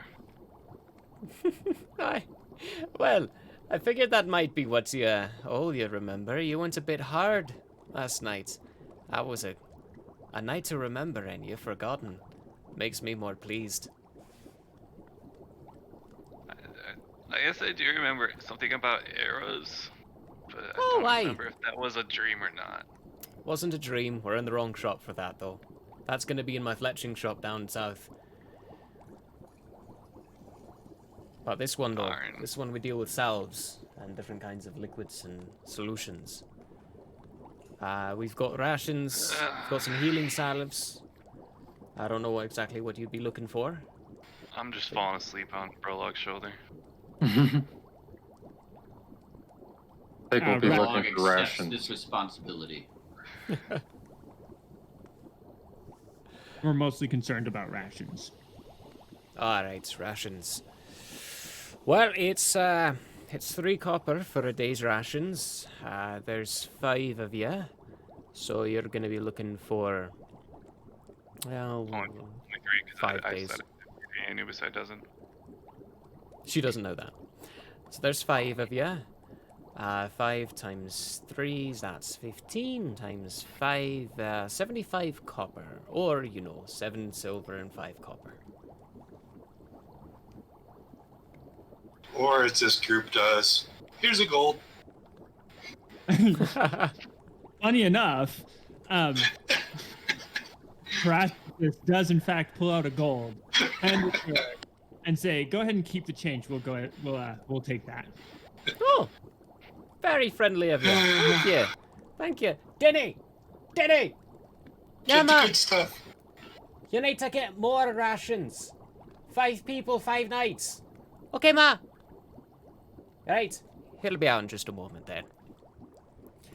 So, I heard you lot just got in town. He told me all about your mission and what you're doing here.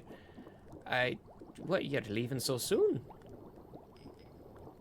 Yeah, we need to be heading, to meet as many people as we can as quickly as possible. And since, going certain places while there are diplomatic issues in tow. We'd rather go with people from said place. And Barland here is heading home, so best option for us is to head back that direction with him. Make it as seamless as possible. Well, that does make sense. I won't blame you for it. And still, it would have been nice to actually get to meet the rest of you. I've heard so much about you all. Especially you, she says, pointing at your lingerie.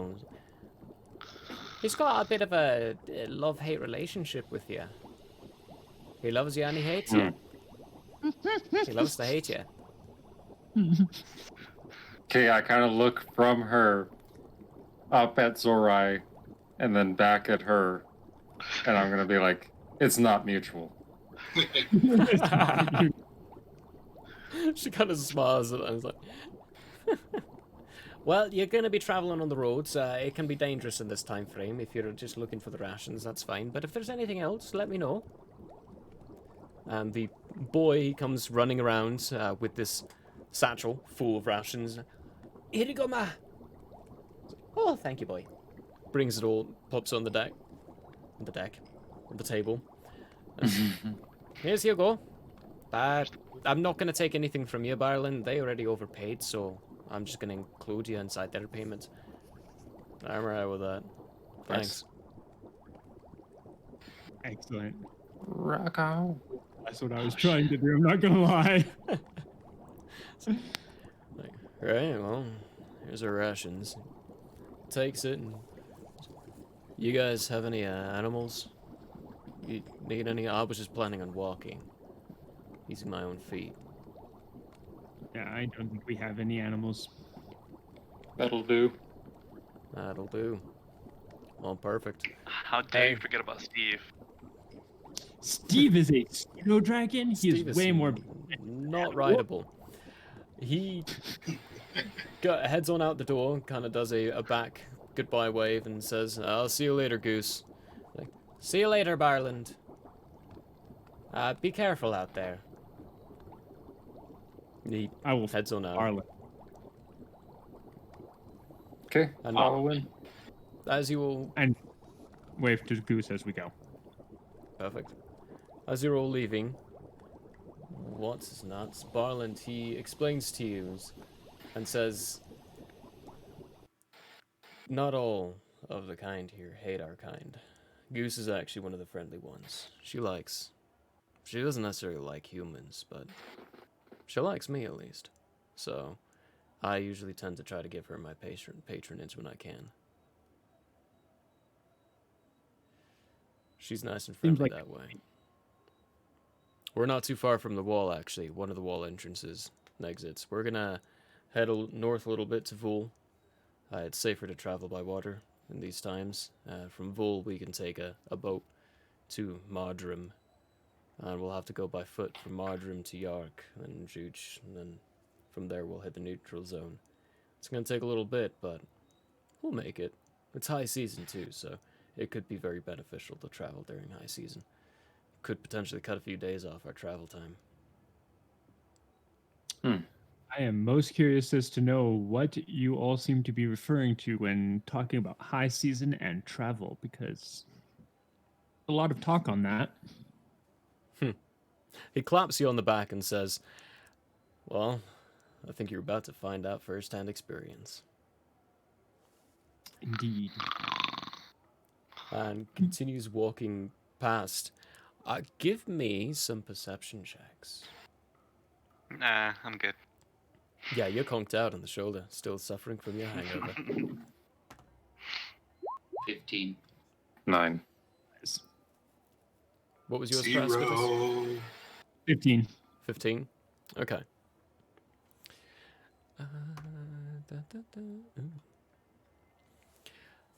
Those of you who rolled 15 and up, that would be Brolog and Praspetus. While you're walking through the streets, there aren't very many people walking around. There are a couple of people up. They look fairly hungover. The two of you, get a small glimpse of something that shifts out of your eyesight very quickly on one of the rooftops.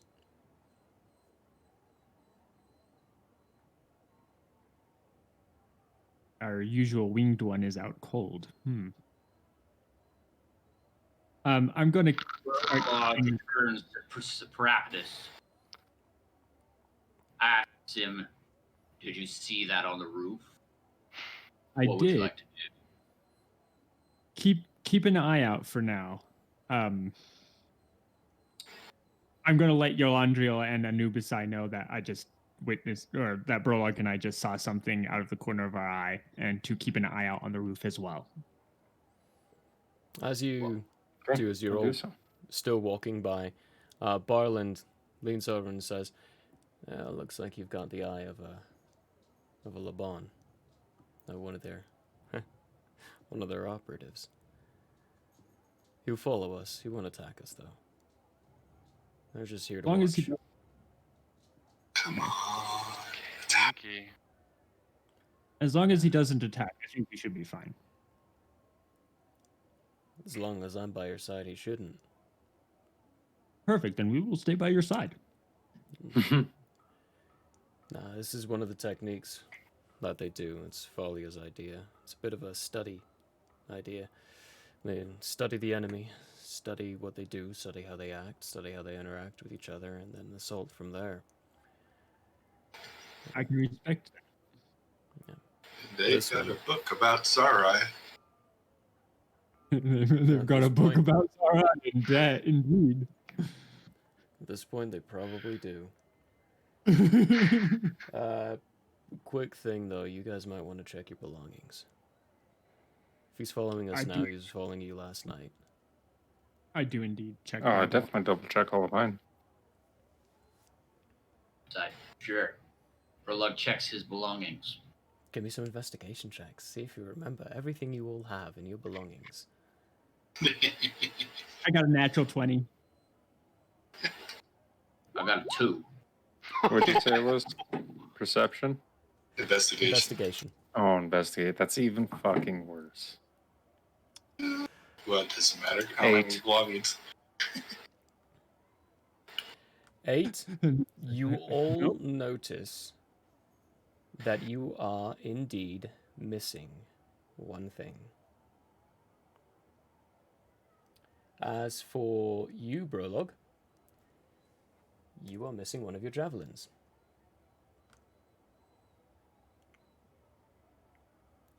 Except for Anubisai. Anubisai, you don't really have anything. Don't have anything. Yeah, they besides that, your compartments, they wouldn't have been able to find that. Yeah. Or open them.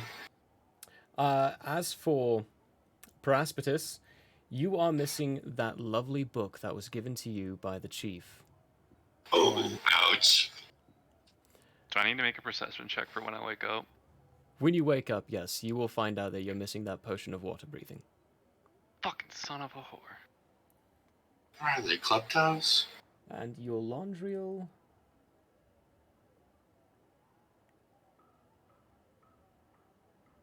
You're missing your healing potion. Rip. All right. Since I just noticed that one of my most important possessions is missing, I'm going to start questing Barland on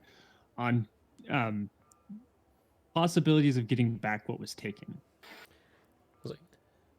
Oh, what did they take? A very important herbalism tome that was given to me by a chieftain over in our land, and I cannot return without that. Huh. Hey, idiot! He just calls out into the open. He's like, "You're gonna need to return that book. If you don't do it within the next few nights, I'm gonna report directly to Valia and General Latag and let them know what you stole. They just stole a book from us. How polite do you think it is to steal a book from these foreigners? We want to be on good terms, not bad ones." I like this guy. I think you heard me. I'll make sure he gets it back. I'll make sure we find it back. Yeah, that's a pretty bad thing to steal. Likelihood is, what kind of, how old was this book? thousands of years, by the way. It's very old. Oh no. To put it in terms of what was stolen from you guys by this place, it's older than that. Oh shit. Yeah. Yes. Yeah, I'll make sure you get that back. I can't even justify why they stole it. And the likelihood is they probably stole it to show me. Well, herbalism. No. Yarland. They definitely stole that to show Yarland. Either way, I'm more than willing to share the knowledge within, as long as I get to keep the book and go home with it. Okay. Yeah, I'll make sure that happens. Sorry about that. It's just tradition. I say tradition. It's just the way we operate. We take something from the enemy to try to learn. I can truly respect that. Truly can. At this point, you've reached a double gate, smaller of size, that's opened up by the guards, and you'll continue walking outside. When you exit the gates, the walls, these tall walls that are taller than all the other buildings, get to the other side, there is an overgrowth of greenery growing along the outside of this wall, and on the other side is just this lush, beautiful forest that is billowing with the winds a little bit, so you can hear some animals jumping and moving around on the inside.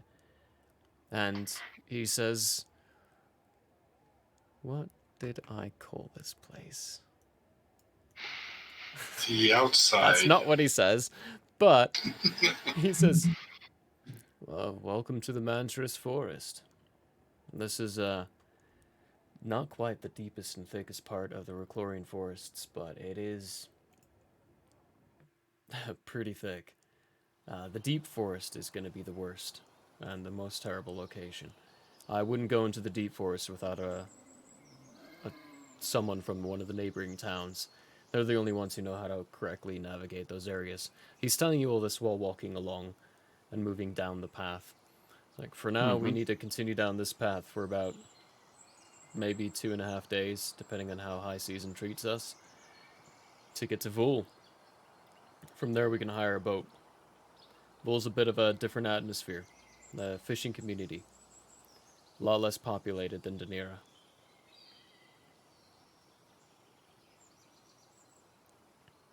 Cool. And Excellent. with... As we walk, I stay next to him. Perfect. Kind of how I had been next to the Chancellor. Perfecto. As you all go along, I think that is a perfect point, actually, to close for the night.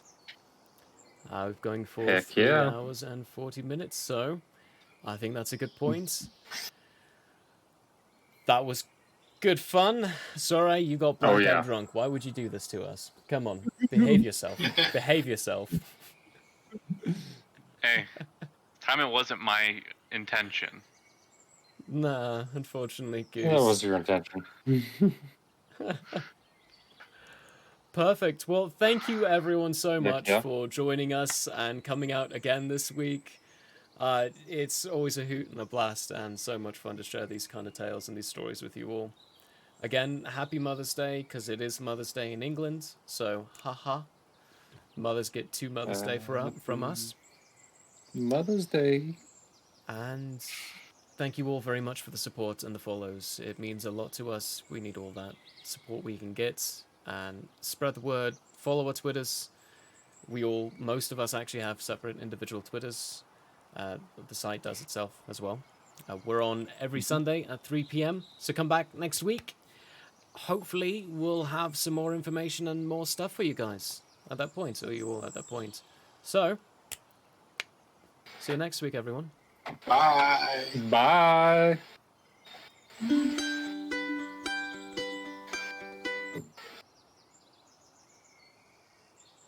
Oh, yeah. Woo! That was I fantastic. guess, boys. Oh yeah, just one thing about the not clear. Oh, not clear. Hi. Oh, hey.